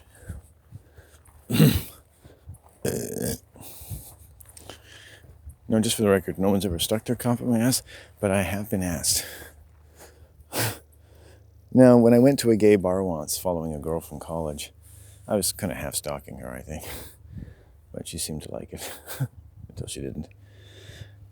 When she saw me, strangely enough, dancing with another woman, it was like, I want you to stalk me. The only time in my life I ever danced, I don't think it was really dancing because the woman seemed to be humping my thigh. But it was the most favorite dancing I ever did. I mean, she really was seeming to want to get her vagina as close to my cock and my leg as much as possible to the rhythm of whatever song we're listening to. And it was like, for a guy that had never had sex or seen a woman naked and still hasn't, it was pretty exciting. It was like, it wasn't so bad. I could sort of relax into it. Even though she was kind of sexually assaulting me, it was like, this was better than whatever else I was dealing with, which only got worse after that. So, I assure you. Pretty much the day later, she sat on the other side of the classroom when I went to Anthropology 201. Never to be seen again. I might be a little irreverent. I like it when the garbage takes itself out. It's like having a heavyweight championship with a guy that knocks himself out. It's like, ding, ding, ding, ding, ding, ding. It's weird. There were two girls that liked me from the same English class, and I never had sex with either of them.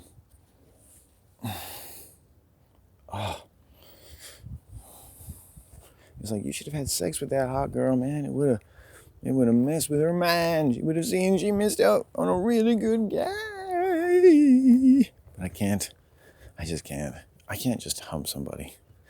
I'm a natural internet porn junkie because I just can't hump people.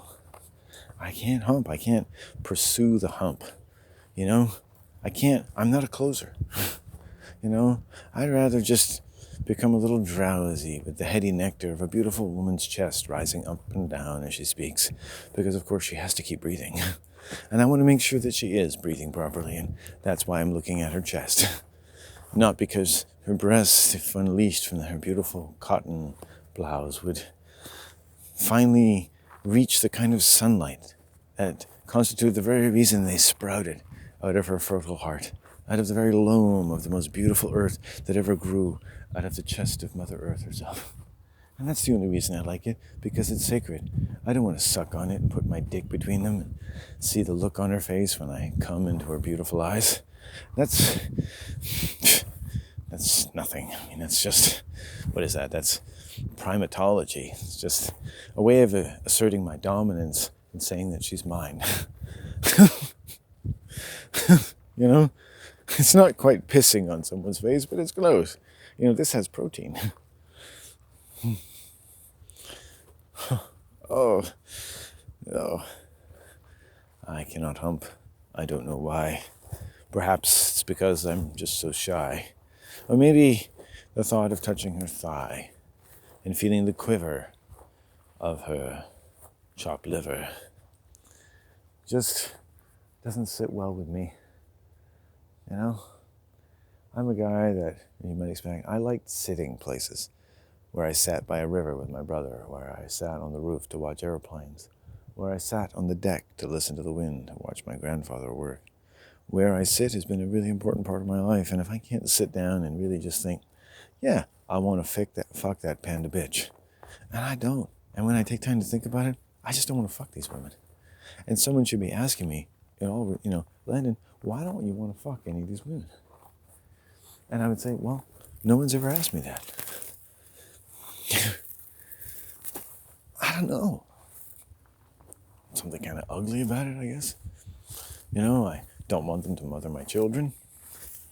I don't want to get my dick near them. They disgust me.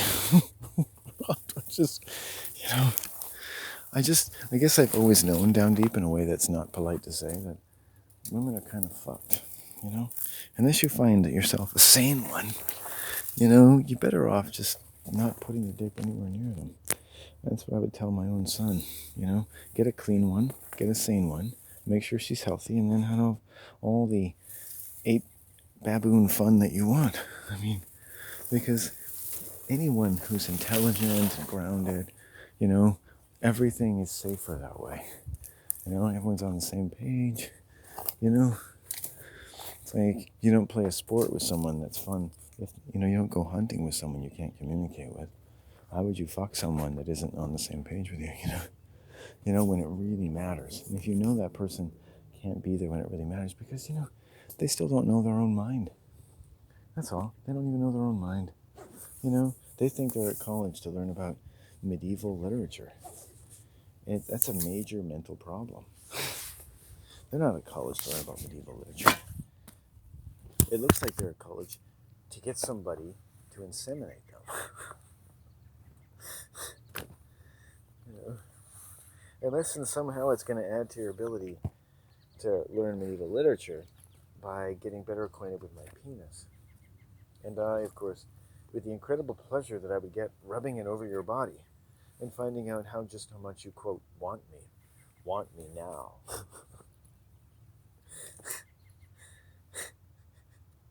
And so you can kind of see why I didn't get laid in college either. Other than my otherwise complete unworthiness. Oh, God. I think I could eat something. If you wish upon a star, doesn't matter if your heart is getting quadruple bypass surgery. The star will still twinkle. Whatever happens to your heart, those stars will be twinkling still. You want to get to know the twinkle of a star, because they say that's what you are. The twinkle of the twinkle of the twinkle of a star. And if you're the twinkle of a twinkle of a twinkle of a star, where did this whole thing really begin? I gotta wonder if maybe the twinkle in the stars knows something about my coming to this world that I ain't been told about. And the stones too, and the trees that root in the ground. That there were people on the earth that could sort of read the song upon the wind. And when people sang, they sang with the song of the earth. And when they worked, they sang. When they gave birth, they sang. When they fought, they sang.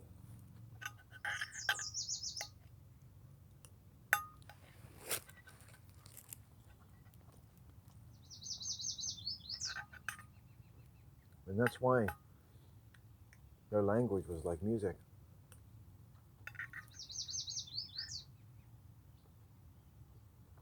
Insert Aboriginal languages here.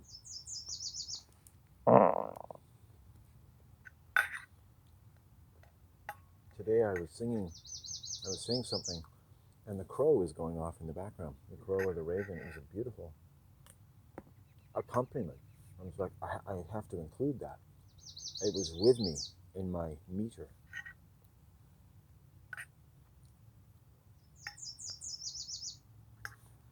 I'm always surprised what nature accepts about me, like a really loving parent.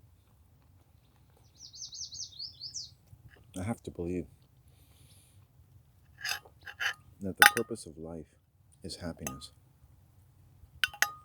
And that something in the very essence of existence that is alive.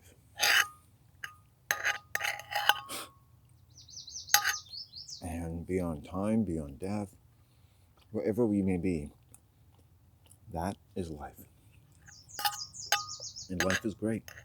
And life goes on. And of course you don't want to die. But you do. You come back to life all the time. And you can live a long time. If you expect to, you want to, and you talk like you mean to, and you say it like you mean it. Say, hey, you want to live a long time? That'll be the biggest thing you'll ever say to Mother Nature, and she'll hear you and she'll help you. But if you want to live a long time, you gotta think about how you're gonna do that. You're gonna be lonely. You're gonna be walking around with a cane telling all the youngins how they're stupid little cunts and they don't know anything about the world. Because, they'll think they know things and you'll be like, wow, was I that stupid when I was young? Or you'll think, damn, I'm lonely. And the only reason I hate other people is because I'm just so lonely. That all the knowledge and all the experience I had doesn't keep me comfortable in the quiet watches of the night. Damn that depression. Always brings me back down to reality. And reality is sad. Why is that? Why is it even either reality is sad or reality is happy?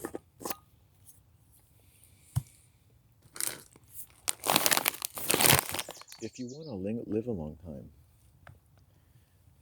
right? To me, at this point in my life, I'm better off thinking of a philosophy of happiness than I am of being happy. But I don't want to let my unhappiness stop me from at least trying.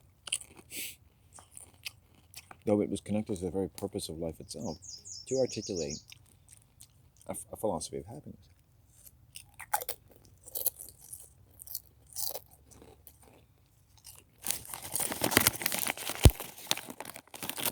Let's take the biblical route and say, to explain the reason for the existence of life. Why does life exist other than not? By picturing the first grass.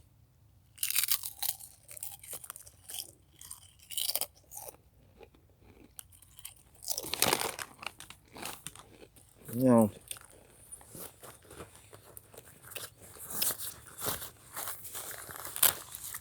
technically, you don't know where the earth came from. You don't know where the rain came from. We haven't really explained anything. But we're going to go ahead anyway and picture the first grass as though it's kind of like the first life. It was an important moment. It was a great birth. And it would tell us, about the meaning of life. So let's let it do that. We'll say that life was happy with this development. Like the earth is happy today with all the developments of your growth.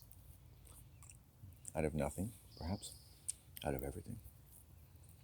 Out of how things just move. And it's kind of scary to think that maybe your life is just a product of this big moving animal called the world. And you're lucky that it admits you from day to day with any predictability as to your continued existence. And it's nice. Delude yourself, though you may, until the plane falls from the sky or whatever poison your body hasn't been able to tolerate as well as you thought catches up with you and gives you a stroke. But don't worry, because whatever is happening to you in the sort of the purely physical rational medical philosophy of the world, you can be sure that probably something or someone has probably abused the fuck out of you at some point. And this is a part of your life where nature just says, maybe it's time to make some different choices, hard as it is, and to learn something that might be the most difficult thing in the world you ever learned, and it's not in any book, and you gotta figure out day by day, backing into some darkened kingdom of your mind, worried about all kinds of prowling cats and bats and spiders and worms and the ineffable versions of everything that's ever made you start in the night, and backing into it because you had to. Because you had to sort of claim that territory in your mind. And you had to sing things and say things you'd never said before, and it was like a really beautiful, magical, and sometimes quite arduous excuse to just start making different sounds and making things up again. Making things up in your mind about what they meant to you. And say, hey, you say something like, so-and-so has really been a bad person to me. It's like, yeah, that sounds right. They have been a bad person to me. How do I reconcile that with my heart, with my obligations, with the situation I'm in, captive, trapped as I may feel? And that's your journey, and that's called your healing journey. And your brain grows. And you might expect to consider, as I say now, that a lot of what I do is to try to regenerate from brain death. From whatever age we're born, that we go through a lot of assaults to our mind, along with everything else that we imagine about being a good son or bad son, or good at the world or bad at the world, or happy or sad, or properly medicated or not on any given day.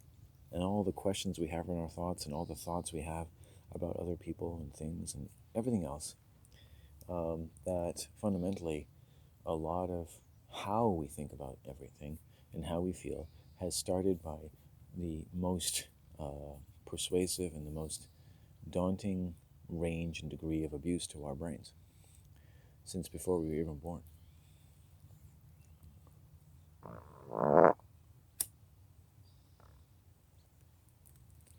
That may seem like a really magical thing because it goes back to the magical mind of a child. And now we have this magical, surreal conspiracy. We have this magical child that maybe isn't so magical anymore, or has their own children and they're magical. And this, what I call the magical world of a child, is a sacred continuum of feeling, and not just emotion, but like the incredible range of senses we should be able to imagine a child possesses by birth. If you can imagine anything about quarks and atoms and galaxies, or anything else you stretch your mind to, where your reach necessarily exceeds your grasp. And imagination is more important than knowledge, and all these strange quotes from these strange people. The world is very smart. It's good at sounding smart. It is smart. It does great things. It's noble and wonderful. It's hard, like it's hard with your mother and father, less hard for some than others, to think of the world as loving but also evil.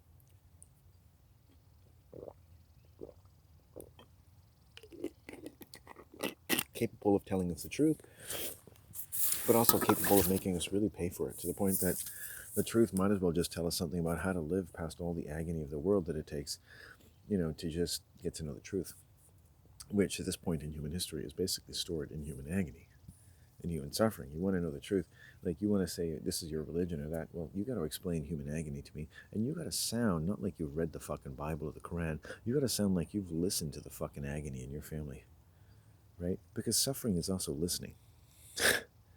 Getting fucking diabetes and herpes is listening. You're hearing some violence, and no one's sick dick or pussy has ever come into your life, but something of the spirit of the greatest violence of this earth has come into you, into them. And everyone becomes the kind of person they are based on, among other things, your decision on how to deal with that. And it really is the decision of your things, your emotions, your people, your family, everything you've learned. And every family that has learned to be awful, as much as it's learned to live well in the world, has learned to survive all of these incredible pressures. So there's knowledge in what is good about a family and what is evil about it. There's knowledge in that, in the pain that it does, and the pain that some people have and some people don't. That many people in a family can be ambivalent to the suffering of a minority of people in their family. Oh, they're just complaining. Oh, they're psychosomatic. Oh, they've always been there. They've always been sensitive. Oh, they're crazy, or they're just eccentric, or sometimes people will even add the insult to injury by saying, oh yeah, his uncle abused him, or Uncle John, like, used to fucking piss on his mouth when he was sleeping. It's like, don't worry about him. It's like your whole life is summed up with some awful, tawdry tale of abuse, and the fact that you're clearly now nothing's to be expected of you. And this is the way families treat members of their own clan, just out of habit. It's the way their sisters talk about them. So there's other members of the family who are very much more alpha in a sense in terms of sort of a sick environment, but they're also surviving as well, and they're more vocal, and they have drinks with other family members and say, oh yeah, my sister's always sick, and they shed the mythology of this person, so that it's not even polite at that point to say, well, okay, I hear what you're saying, and maybe she dramatizes things and it's a lot to hear and all that kind of stuff, but I personally, in my experience, think that she probably has some legitimate concerns, for one, and it doesn't have to have anything to do with you. It's just what she has that might not come across very well, in so much as she has so much to deal with. Whatever she's telling you about it is obviously bothersome to you. It's not something you understand, or maybe you're not even responsible for having to hear it, and it just disturbs you that she bothers telling you at all. The danger in pointing this out, of course, is that that person is going to feel, you're going to say, like, why are you making me feel like shit? And I'm not trying to make you feel like shit, but I'm letting you know that every time you talk about your sister, right, by being, not trying to be passive aggressive, just trying to be as clear as I possibly can in a way that takes some of the pressure off, in a way that you probably have been now holding, hopefully unnecessarily, that you have to explain your sister's behavior to other people. You don't like it, or it's weird to you, that's fine. You can have your theories and all that. But chances are she has some pretty legitimate concerns, and all you ever do is basically run her down whenever you talk about her to anyone, which is really not helping her case. You may think you're being sympathetic, but it's not. It's not the behavior of someone who cares. You're not preserving her honor, and it doesn't help her to have a bunch of people in the family think of her as an hypochondriac when she may have some very real concerns. Families are difficult places. Did you know that your Auntie Laurie's older brother raped her when she was 5? And so you don't know stuff. You don't know how life feels. Ask your sister how life feels to her. Set aside some time and say, I want to have white, high spirit therapy time with you. Let's have a golden rod and a special fire, and I want to apologize to you for probably not giving you the acknowledgement you deserve. I hope you can give me in exchange your compassion for the fact that I've had my own fish to fry, and I've had my own life to live. And as sisters, this is what happens to sisters. It's no one's fault, but it is stressful, and it makes it hard to tune into each other. I've done the best I can, but I would really like to actually hear it from your own lips. And it may, in fact, be things that you can say to me that would shock me. And I'm prepared to admit that there may be things that I would rather not hear. But I've reached a point in life where I would like to thank you for your patience and observing the courtesy of not necessarily telling me everything. And if there's something you'd like to say, well, I'm the person who wants to hear it now. I want to take a chance on you, my sister. I want to believe in you like I once did. And the very fact that I need to say that tells me that whatever you have to tell me involves something that is probably big about our family. And that a lot of how we grew up was probably just to survive something that no child should have been exposed with to begin with. Maybe it was no more than artifacts of what happened to our parents or their parents that they couldn't do anything about. And as human beings, we're good at emulating everything we need to emulate to survive. But it doesn't mean if someone's exploiting us at any level, and you don't have a lot of strong, very crafty people to protect your minds.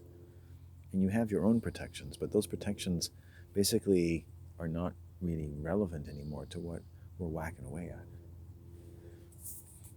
Because as far as we're concerned, it's basically a dormancy in the mind. You can't really access that until you access the difficult things of the world.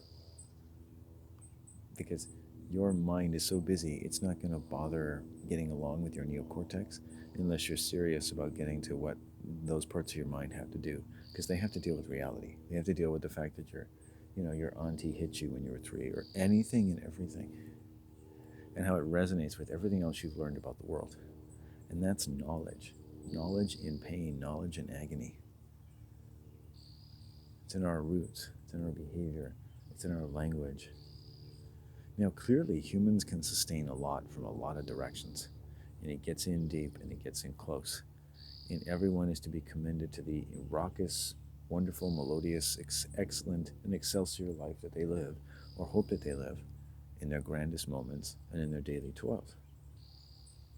That no one should have to face the abject destiny of having to confront such things on a regular basis unless they're afforded the company of a chorus of angels and a league of psychiatrists and a bunch of celebrities to make sure that everything is parsed up into little sound bites and enough jargon to make anyone fall to sleep with drool coming down their mouth and a smile to go with it. But I'm afraid I can't provide that for you. Healing is acultural, it's apolitical. It's asexual in the sense that to be sexual is to be, uninhibited with the sacrificial degrees of the true cost of a lot of uninhibited physical contact with the opposite sex. Which is, a pleasant aspect of what, in a sense, our media would basically suggest that we are obviously very avid to enjoy and to celebrate on a most religious level.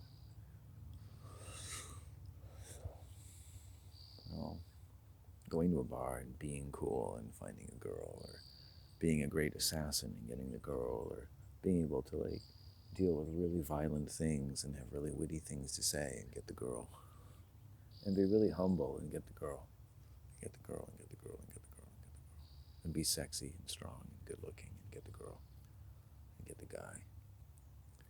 Be fumbling and modest, be earnest and stupid, be anything that humans ever are, but ultimately be the main character, the one who eventually wins out in the end, because you have, despite all of your fictional good and evil around you or within you, you have this spark of purity that always wins out in the end. And it's that turning of the plot, that cumapans, that spark of irony, that anticipation of final redemption, restoration, and victory, if only for now, come what all odds. That the very trappings of the very world that you are seeing in all of the diabolical notes of the world you work in every day can lend themselves by the glory of some central character as the means for all of the travesty which they represent, and that of millions of mortifications to human beings every day. Something that adds to the birth of a better, brighter future with the beautiful face of your favorite characters painted on it as the credits roll. And beautiful darkness envelops you because now, where it was a little uncertain as to how you felt about existence, you now feel confident that the biochemical symphony has met its raucous equilibriums. The alchemical solution has been spread. The mind has got its beautiful little celestial nappy, cooling nicely in the summer breeze as you walk with your loved one back to the car. Get a couple more cheeseburgers, get a little bloated, watch TV, have 30 seconds of sex, and go to sleep.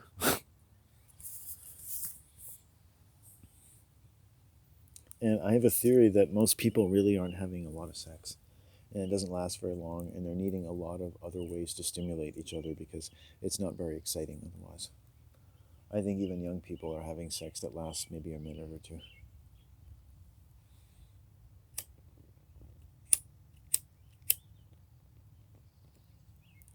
Sex like money and mansions. It's nothing unless you have something to do with it.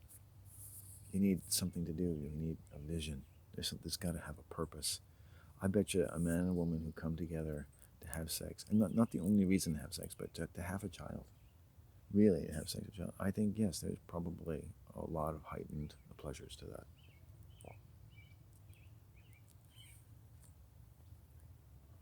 It's got to be. Makes sense. That would be, to me, a sample of the electronic connection of people who are really having sex.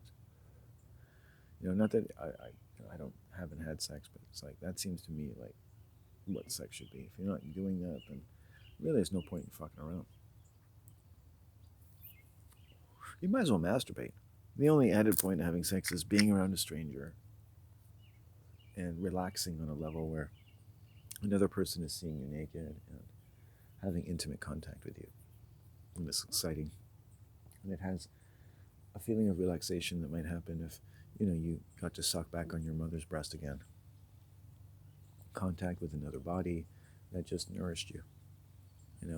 That kind of sex, promiscuous, fun, alcohol infused, again, not very good. Alcohol knocks out, it kind of revs your libido, but it knocks out the mechanism. you know, it's perfect alcohol thing to take to rev up your libido and then give you nothing more than a loud mouth to satisfy what remains of your sexual desires. Someone like me should not be drunk because I could fuck every one of the daughters in the room just with the sound of my voice.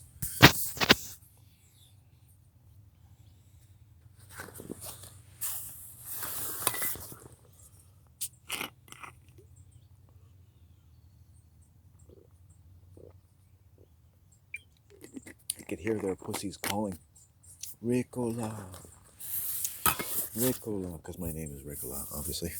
I call my penis Ricola. Ricola, Ricola. And I'm like, Ricola, who's this? I'm hanging out with all your fathers and something. Who's this Ricola? Not me. And your pussies are going, Ricola. I don't know who Ricola is. And then they see me and they're all like, Ricola. I'm like, I don't know who that is. Why are you saying that to me? You told us in a dream to find Ricola and do whatever the serpent tells us to. Their eyes will be like spirals. What have you done to our daughters? And I'll look down at my crotch and go, Ricola, you did that again. Look, I'm sorry. My penis has a mind of its own. I will take him home and spank him accordingly. You do that. I just need to take a few pictures of your daughters. Oh, you're beautiful. Bend over. That's it. Oh, those leotards. What middle-aged man does not inspect young women in some way, if only for a fleeting nanosecond? Because the human mind is automatically drawn to whether someone is male or female. Now it's true that, just like older women, I can see that if there's an old man and old woman, it's the old woman whose eyes flick toward me, not the old man. The old man doesn't care, and he's used to it. He knows a man is coming because her eyes are moving. He doesn't need to move his head. He knows her so well. Eyes move because she is now locked on to a fact that someone with a penis of some male stature is walking by. Her brain is going, did it, and her front, like Russian Orthodox office is going, yes, we have a penis, Commandant. It is viable. Send it to the front office. The eyes blink. Ching, ching, ching, ching, ching, sending me subliminal SOS signals. Please just stand there and pretend like your hips contain a tool belt. And for some reason, I just stand there and start moving around like grass in a soft summer breeze. This man is making the brain melt. Quick, get him to leave by scorning his impossible beauty. Oh my God, what happened to her face? Better get going. This will be a beautiful addition to my next story I'm going to send to Harlequin. It'll call The Man in the Mall. I was sitting with my disgusting husband with rolls of fat over my waist that had ruined my ability to see my vagina for the last 35 years when an incredible man walked by, and I sensed his brilliance even before I moved my eyes to his and caught the brilliant cerulean blue of his deep man balls.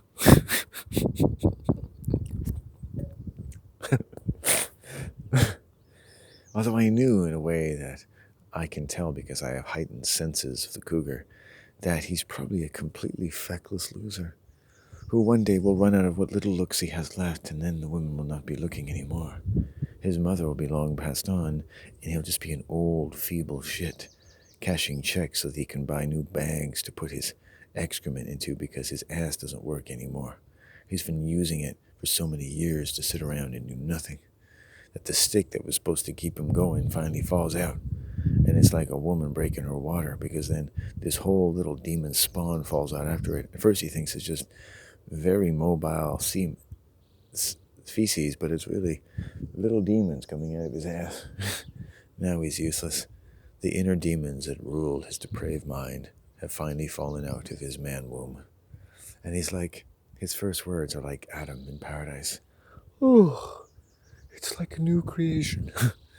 I'm not sure what I ate, but I feel like everything that was trapped inside of me is gone. I must now find my sister, Eve, and I shall tell her about a new heaven and a new earth. Ooh, what's this disgusting material on the ground? Oh, let's just pretend we didn't see that. Eve, my sister, where are you? What have you been doing? Oh, Adam, do you know I had the most beautiful dream? What's that? I dreamt that my brother changed into something that I didn't like as much. And now that I see you, I can tell something has changed about you. You're not as though you once were. Brother, what's wrong with you? Nothing, my sister. I simply had, well, if you must know, a particularly good bowel movement. I almost lost consciousness. I'm so euphoric. I feel like everything that was stop talking. Trapped inside of you? That's supposed to be trapped inside of you. You're supposed to feel trapped as a man. That's supposed to keep you trapped in a layer of feminist-sounding terms and twat-ridden clauses and the laws that never allow a man to breathe before he's being girded by the iron lock of the lesbianic uterus of the Church of Latter-day Saints.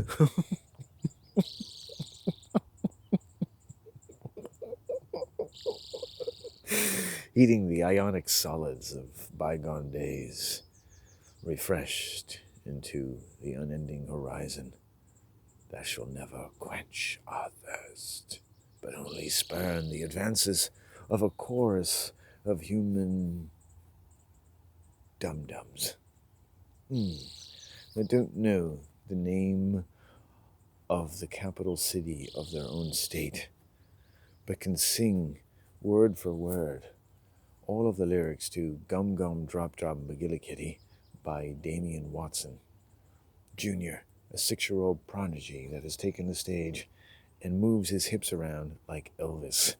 Little girls want him. Women want to adopt him. Men, they don't care for him. He's just a child being abused into a career of complete uselessness.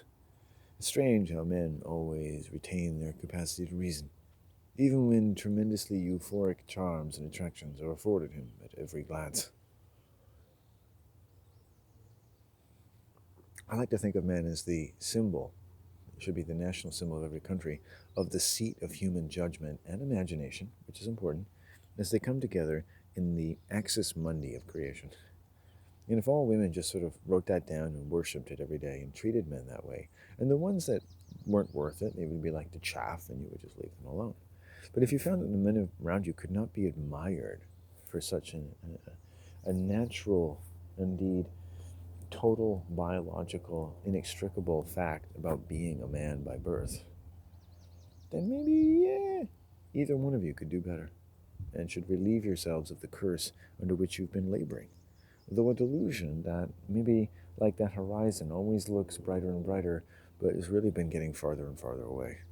Unlike her boobs, which have been getting closer and closer, and your scrotum, to the earth, the better to maximize the centrifugal force of heaven and earth as it stirs in what remains of your libidinous fantasies of your youth, but also in the stirring cauldron of a level of creation that now does not require a young woman's breasts, only lots of pictures of them on the internet while you're trying to get your last erection. And then you're next, if you're lucky. Because women's boobs are always stimulating, and I always wonder why before I go to sleep. That no matter how many centuries creep by, I will always want, when nipples are there, to tweak them. I want to tweak them. What is it about a woman's nipples that makes you want to just go, you know? Like, I want to press them like a doorbell and be like, is anybody there? Then I want to take both of my palms on them and treat them like some sort of beautiful sea fruit at the bottom of the Mariana Trench.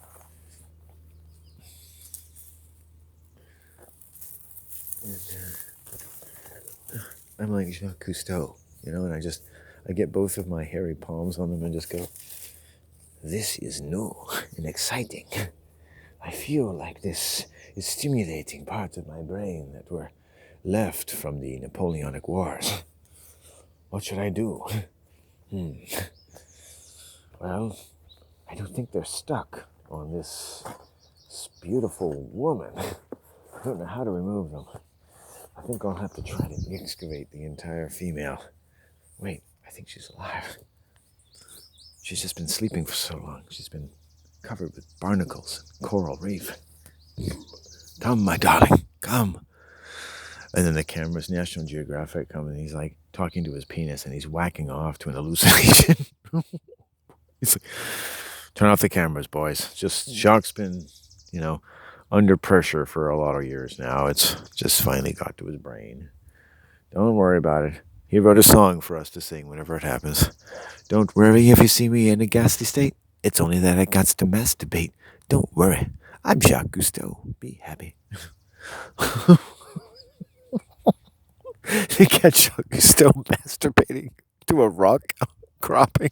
He's like, later on, he reveals his vision. It's like, someone had given me some hallucinatory buttons before I went down, and it just totally opened up my eyes to a whole new way of looking at the ocean and boats. I don't no longer think of the Jacques Cousteau schooner, Jacques Cousteau 1, as floating on the ocean, but so much as being pressed down by the sky onto the bosom of the sea. I kind of think of being on the top of the ocean, so much as on the bottom. And when you're at the bottom, it's like you're on the top, in a way as bipedal land-based creatures, we think about being at the top of a mountain as a place associated with having a better, clearer idea about the world around us. Sometimes you have to go deep, deep, deep like Jacques Cousteau to get a better idea of those pressures, that attended the very pressures that we know help us to grow inside the waters of our mother's womb. Now we can imagine those pressures of being traumatic. We can look at the human mind and say it is a thing that has been preyed upon. It is a thing that has been defiled. It is a thing that's been overworked and overcultured and overbred and overtaught and overmedicated and overvaccinated. And people can say, well, you have no education and you imagine such ills for your own private edification. Sure, bad things happen to people, and one of the things that happens is they talk like you. And that would be the end of the mythology of me, other than the pathology of me. My mythology of me would become your idea of the pathology of me. And that's, it's called pathologizing someone, right? It's a variation, I think, on the genetic fallacy, the idea that, because even if my ideas I had some pathology, that doesn't really say anything about the substance of my ideas. Because there are a lot of fucking ideas in the world, and you're telling me that they have nothing to do with human pathology? And yes, they have true things to say, and sometimes they're just telling us, hey, people are fucked. If someone's in a cult and they believe something stupid, and you think, why do they believe this that much? Are they pathological? You would say, well, what is it that humans need?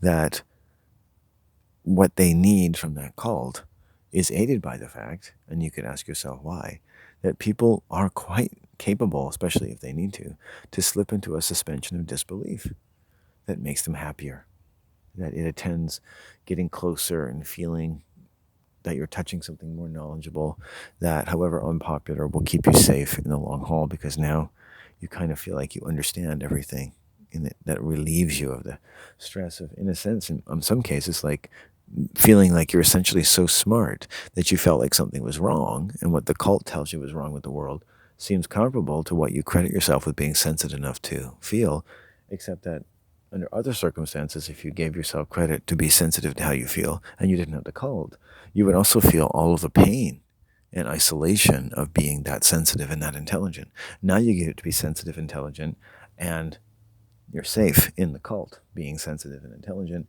proof of which, of course, is that you have felt what this cult says is the pain of the world. I mean, I could start a fucking cult. I've studied them for so long. If I studied them, like you could also say, someone in touch with their emotions and their instincts, I've observed them, enjoyed them, and suffered from them in the context of my own pathology or my own career of recovery from whatever it is I might imagine the world has pressed upon my mind. And compared to which, what I think of, as honestly as I can say, such ideas have taken root in my particular brain about what I think humans deserve and how much we're really worth and how much life costs if it just and as it just goes by for all of us, and that some of what we might need to know about people we care about, especially if they're abusive at all, is that this world costs a little too much. And it's something of a nature and an animal that you could understand, compassionately speaking, why humans don't want to look at it. It's really sad, and it's really like we would want to do everything and think everything and die of cancer, really, instead of look at it. But that's how we beat cancer. That's the reward that is offered.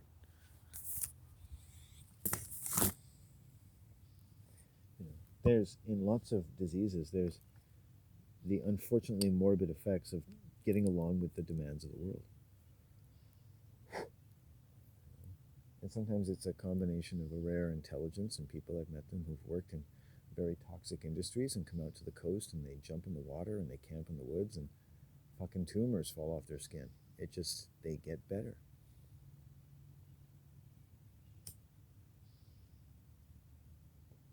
So I know that you can recover from working. I know that you can recover from working in a chemical factory, provided you do the right things. If you don't, your body does need help. There are people who work in certain industries that probably could use retiring someplace near the ocean where you can jump in an ocean every day. Walk up a beautiful sand dune and spread your hands with the eagles or the seagulls and make pictures of genitals in the stone or whatever you have to do and be childlike. And like this should be a lot of people's retirement because you'll just fucking heal.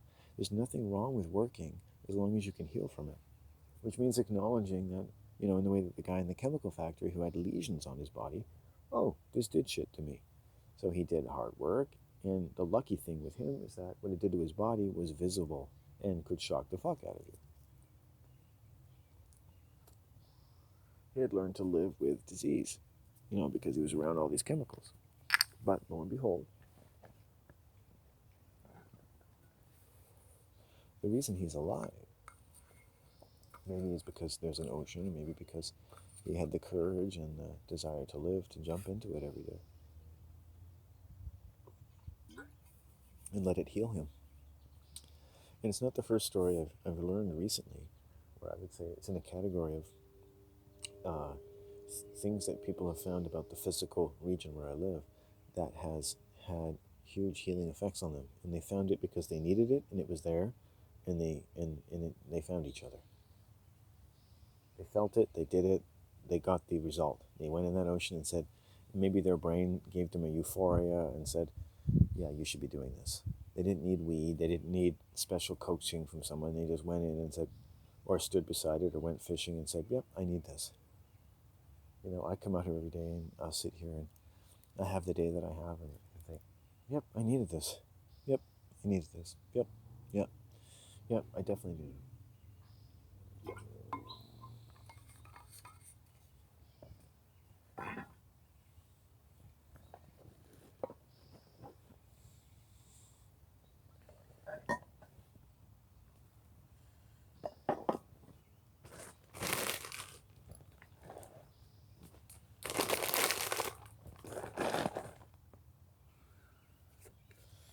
Doing a good job packing up here quickly.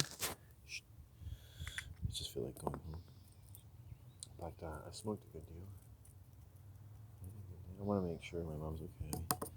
I get a little grumpy on her. I hated that our time was constrained, but I'm glad we got to those things. I think we'll learn for next time. I'll learn for next time.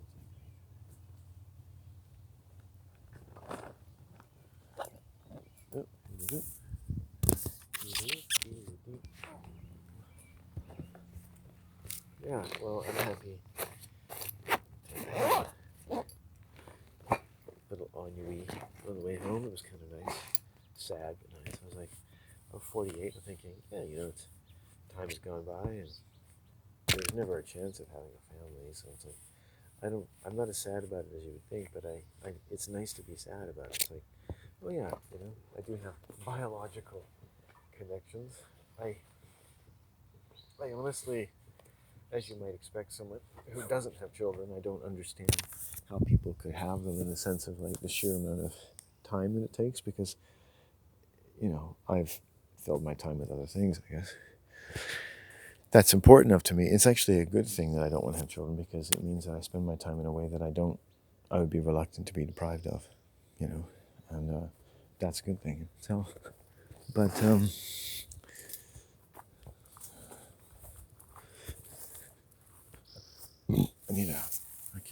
I need to go through here. How did I do this? Before. Ooh. A hazard. Ooh. Return. Oh.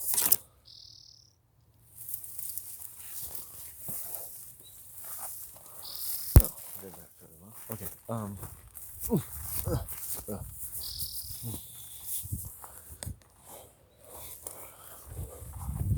Yeah, so let's go a little. Yeah.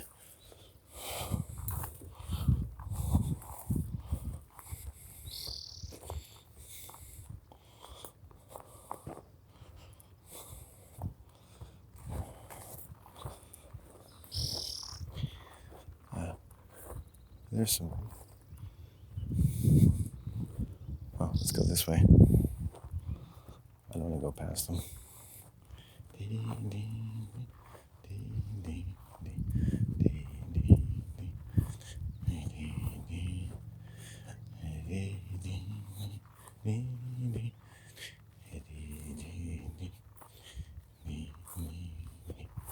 They should totally have a train around here, train tracks. The children would love it. Have like a miniature train that goes around the entire estuary.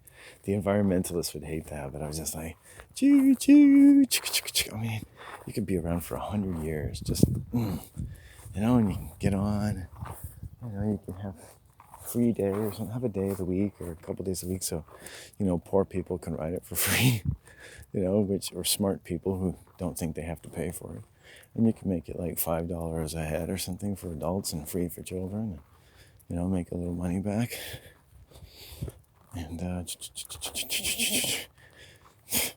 not a bad spent $5. Maybe it takes 15 to 20 minutes to complete. And there's little stations, and you can get off and other people can get on. You know, so if you go to one of the stations, you know, you only have to wait at most like 20 minutes. You know,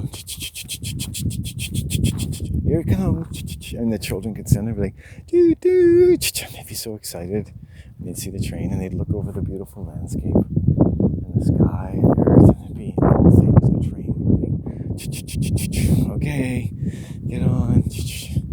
And it would be a fair weather activity, perhaps. Or you could close it in and have carriages, so even on a rainy day, you could go in. Because trains run in the rain, you know. And they could feign breakdowns and hand out donuts and coffee, because it was just something to do. The rain would stop, the sun would come out, and be like, we've got a small mechanical problem, it'll be about 15 minutes, there'll be donuts and coffee. And just hand it out. And be like, you know, and then people, when they think they're in a crisis, are more likely to eat large sugary treats and other illegal drugs. And then the children, of course, will be all hopped up going, woo-wee, woo-wee, I'm a tiger. And then they'll get back on the train and be like, and they'll be like, they're stoned, like, Daddy, you see that raindrop? I feel like that's my spirit and our spirit. We're just going down the window pane of life. And you're like, shit, I'll have to call the doctor about upping his medication. It's just like, I have one of those sad children. Hey, son. Yes, Daddy. What is it? Are you still thinking about the window? Yes, I am. What about the window when it breaks? And no one is there to cry for the window. I can already see a mild crack. See there? It's like, son, what can I tell you? It's a window. And then the mother would be like, Harold, don't be insensitive. Oh, come here, booby. Come put your head between my ample bosom. Yes, Mommy. Daddy doesn't understand. And then he'll look at you with like demonic little grin in his eyes. He'd be like, "You little fuck."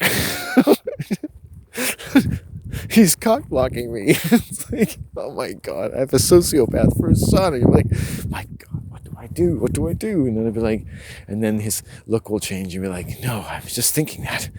This is biblical. I mean, am I delusional? Now he just looks so happy. He's happy now. It's good. It's all right. He just got what he wanted. And then when he's 22, he's like killed 3 people. He's got their bodies in a freezer. How do you know as a parent that you're not building the next serial killer? I have no idea how people do it. They should listen to me on tape and like, are you thinking of having sex? Listen to Landon.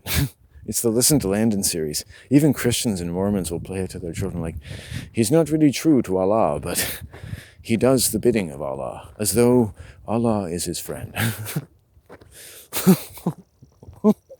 Like, people that are seriously in any cult who listen to me were like, Krishna is actually happy because whenever he uses the word Krishna, all Krishnas are blessed, and he is increasing the blessings of the bliss of the universe, even if he doesn't know it.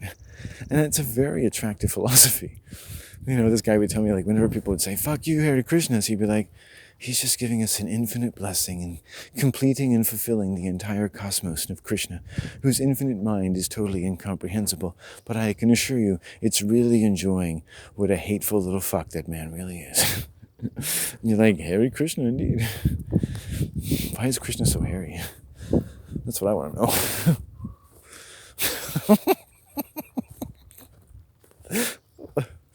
Oh, it's scary, man.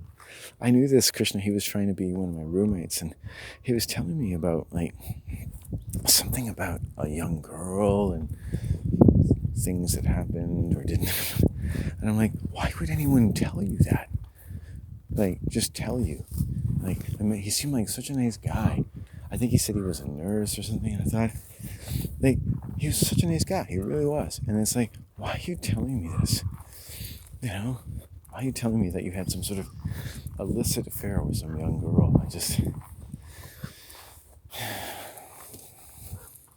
And the Krishna part, which I got to know a little bit, there was like this glint in his eye. And I think it's something about religion.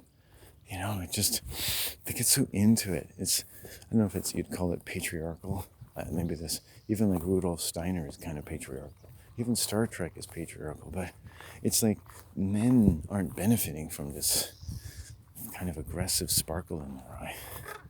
You know, a lot of religions have male gurus, you know, and yet you'll find in some of these same religions that women have a good deal more power than you would think. So, just something to think about. There are certain paradoxes.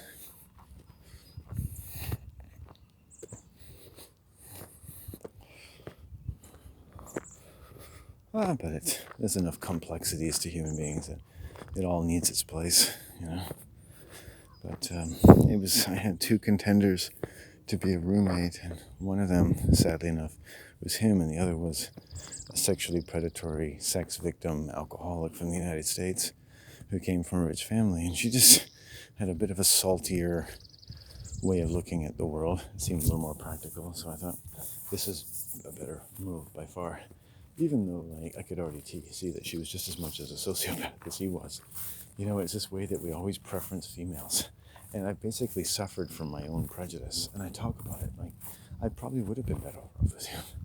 You know, he wasn't going to touch any young girls anymore if he had. And I'd seen and heard worse as time went on. You know, he seemed clean. He seemed like he knew how to take care of himself. And religious people are often observe a kind of cleanliness about them. You know, he showed me how he would make a supper in his ceremonial fashion because he was one of their chefs, essentially. So he knew how the mythology of Krishna and their beliefs intersected with mealtime, which, as you may imagine, is an important time for most religions, and especially Indian ones, and the plate and the way things are done. And he explained it to me, and I've never cared for, you know, a lack of, something in my own home telling me how to eat. You know, telling me his religion is like, this is the way you do things. And I'm happy to kind of play along with it, but at the end of the day, like, It was a beautiful house, by the way, cottage by the sea. And I don't eat hot dogs, but it's such a beautiful place. You just wanted to open the door, which went right onto the ocean and the rocks, and just go get an old pot from 1970, put some hot water in it from St. Mary's Lake, and put a fucking veggie dog in the water and boil it up and put it into some GMO encrusted wheat field piece of shit and put some mustard and ketchup and go outside and just chow down and sit down and take a shit on the rocks and throw half of it to the seagulls and wish them luck. You know, it's just, I don't need fucking Krishna to do that, you know? I just, you know what I mean? How can a man have a pleasure in life if he finds he can't even tell people in his own home, you know, what he finds sacred about his home? This guy's trying to tell me what's sacred about life, eating, and it's like, I love my home. You want to know what's sacred to me? That I'm fucking here at all. I'm so fucking lucky to live here. Look at this fucking house. How do you think I fucking pay for this? I'm so fucking lucky to be here. You're so fucking lucky to be here. This is my house. Don't you think that's sacred to me for, you know, that we might be better spending our time if I sat here and told you why I love this house? And you could listen to the story of my life, like the rhyme of the ancient mariner, and you could shut your fucking pie hole and be lucky that you're fucking here, serving me your fucking food, and then I listen to your stupid fucking religion. And you could have some fucking modesty, because you're all such fucking twerps and serpents, double-sworded, cleft, fucking hanging, clitoral, dampened, pituitary gland, fucking steroid-driven cunts, know-it-alls, intellectual dilettantes. You know, there's a certain arrogance that can come onto a person's lips that is offensive in any language. You know, I come into any home. I don't need to know your religion. I don't need to know anything. I would be fucking humbled to be in your home. You would tell me, show me the pictures of your children. Show me your refrigerator. Show me, you know, your glove from when you were in Little League. Tell me the story of your life, and I will listen. And we can sit back on the porch, smoke a joint, and let the smoke drift in your air, and let the world drift over your flowers and your grass, and tell me about your heaven and your earth, and tell me about this incredible dimension called your home. And I'm all ears. I'm just enjoying being here. And all they want to do for you is relax and listen. You know, if you ask me a question, I'll answer. But basically, the floor is yours. You know, that's how I would be in somebody's house. And as long as they were relaxed, if I would just relax, my job would just be to relax. That's all I want to do. You know, I don't want to talk to someone who doesn't want to hear me. I just want to relax. You know, and some people come into my home and they tell me their fucking problems or whatever. I just try to relax. You know, and I learned to relax in a lot of situations. And I also found that in many cases, my stomach would be left. I'd need to fart, you know. It's kind of like evil. It creates friction. It creates evil in that sense, could be seen as friction. Something that isn't quite right. You know, you would say, listening to people like, hey, that person's talking too much. That person's listening too much. I saw two people on a bus once, and the girl was just talking, and the young boy, presumably her boyfriend, was just listening. And I'm like, at one point, you're going to stop talking and get him to acknowledge you. Now, if he, for some reason, as a male, has trouble acknowledging you, so you just keep talking because he's not acknowledging you, which is a problem, or if you're not giving him a chance, he doesn't even know that the only way to stop you to talking is to acknowledge you, right? And that's fine, but it shouldn't happen all the time. Like, if you've got a lot to say, he can stop you from talking by acknowledging and saying, oh, yeah, look, I really hear what you just said, and I hear that that's really important. You know, could you just give me a second to think about that? You know, because that's a lot to process, and I want to, but I just need a moment to take it all in. And I will ask you questions and say things. I'm not going to leave you hanging. You'll see I'm taking it in. I'm not just saying that. And she'll be like, okay. She'll be a little worried because people don't usually talk to her that way. And she might be afraid that she's done something wrong or you're not really listening. But it is suck that you have to now prove to this person that you understood everything that they're saying. And to me, like, I listen pretty well. And I try to let people know what I hear because I hear a lot. The key is to restrain myself from telling them everything I hear. And you'll find, again, no big deal because most people have learned to restrain themselves. And so you almost forget how much you pick up from people because it's not really worth knowing things that people are telling you. Like, every person you meet in their body language is telling you if they've ever been abused. If you see someone who seems a little scared, or someone comfortable as they are, make too much eye contact, they seem to be more dominant, but there's no reason for them to be as dominant as they are. They've taken being a parent for being someone who's constantly dominant. You know? Right? So you see people's children even who are really passive, and that's fine. That's not a bad thing in itself, but if they're passive all the time, this is the way they always are, they don't ever get a chance to lead.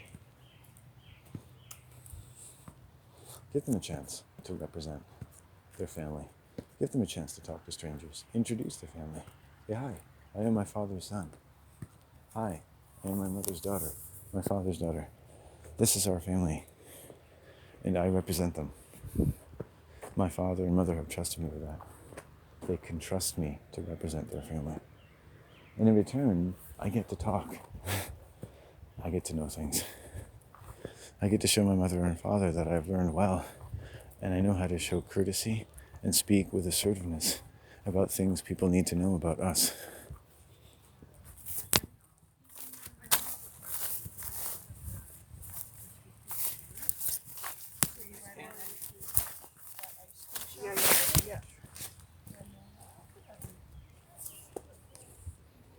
You know, and listen to other people and be majestic. You know, and what better way to teach your children to meet strangers than when they're with you?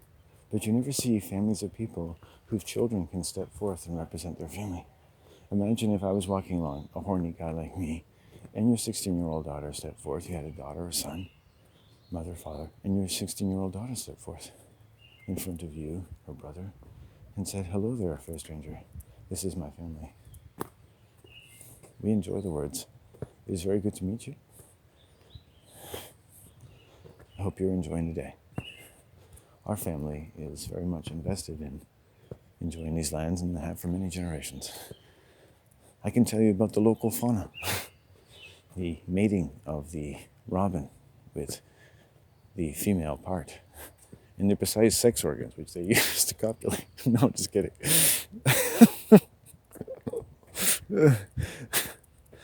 That she's sort of subconsciously lapsing into all of her knowledge that pertains. In their parents' minds, they're Googling. Her brain is answering the Google search of everything I know that my mother and father have taught me that have to do with penises. But she doesn't realize. And the tree, as you see, grows extremely stout in these conditions. Its bark is very stiff. And the squirrels run along the branches with their fuzzy little tails all perky and sometimes standing straight up, moving around like a vibrator, waiting for the next morsel of cheese or peanut butter to touch their tiny little lips, always chomping up and down, enjoying every little morsel. Your mind is swimming and you're like, yes, my lady. Well, hasn't it been exciting for all of us? I look forward to meeting your family again. You must be very proud of your daughter. It's like, yes, we are, of course. But my daughter, you've spoken to this man as though his penis was already rigid with the forbidden fruit of the Garden of Eden. For Christ's sake, why don't you just go down on all fours right now and allow our family the full disgrace which we even now deserve? And the daughter's face will go red, and it's like, surely you mistake her. She was just very earnest in describing me the exact way that the robin ejaculated into the tiny fetus of his mate. That the spring is to enjoy such everlasting lusts that the great green spaces of the world shall everywhere permit the warm imagination of so young and nubile a daughter as you have seen fit to usher into the world with a great leisure in her manner of address, that she should always give forth, like the spring, with a great range of virility in her capacity, as well in the ample nature of her bosom, which even now rises and falls with a temperament that I am quite inclined to think quite appealing to me. In fact, I should like to make her my wife at a nonce. Kidding, of course. Anyway, I must be gone now.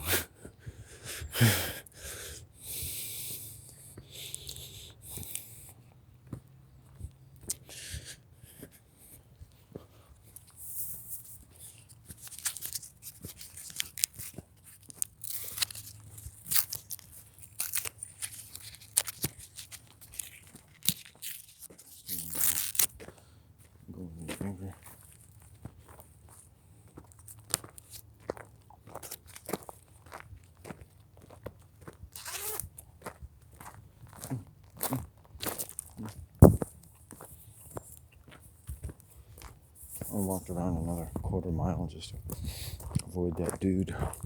Oh well. The song is called Waiting for the Shade. I want days that felt as long as when I was young and nothing had ever gone wrong. I want days that feel like no death is in the world. Every day that comes will be happy.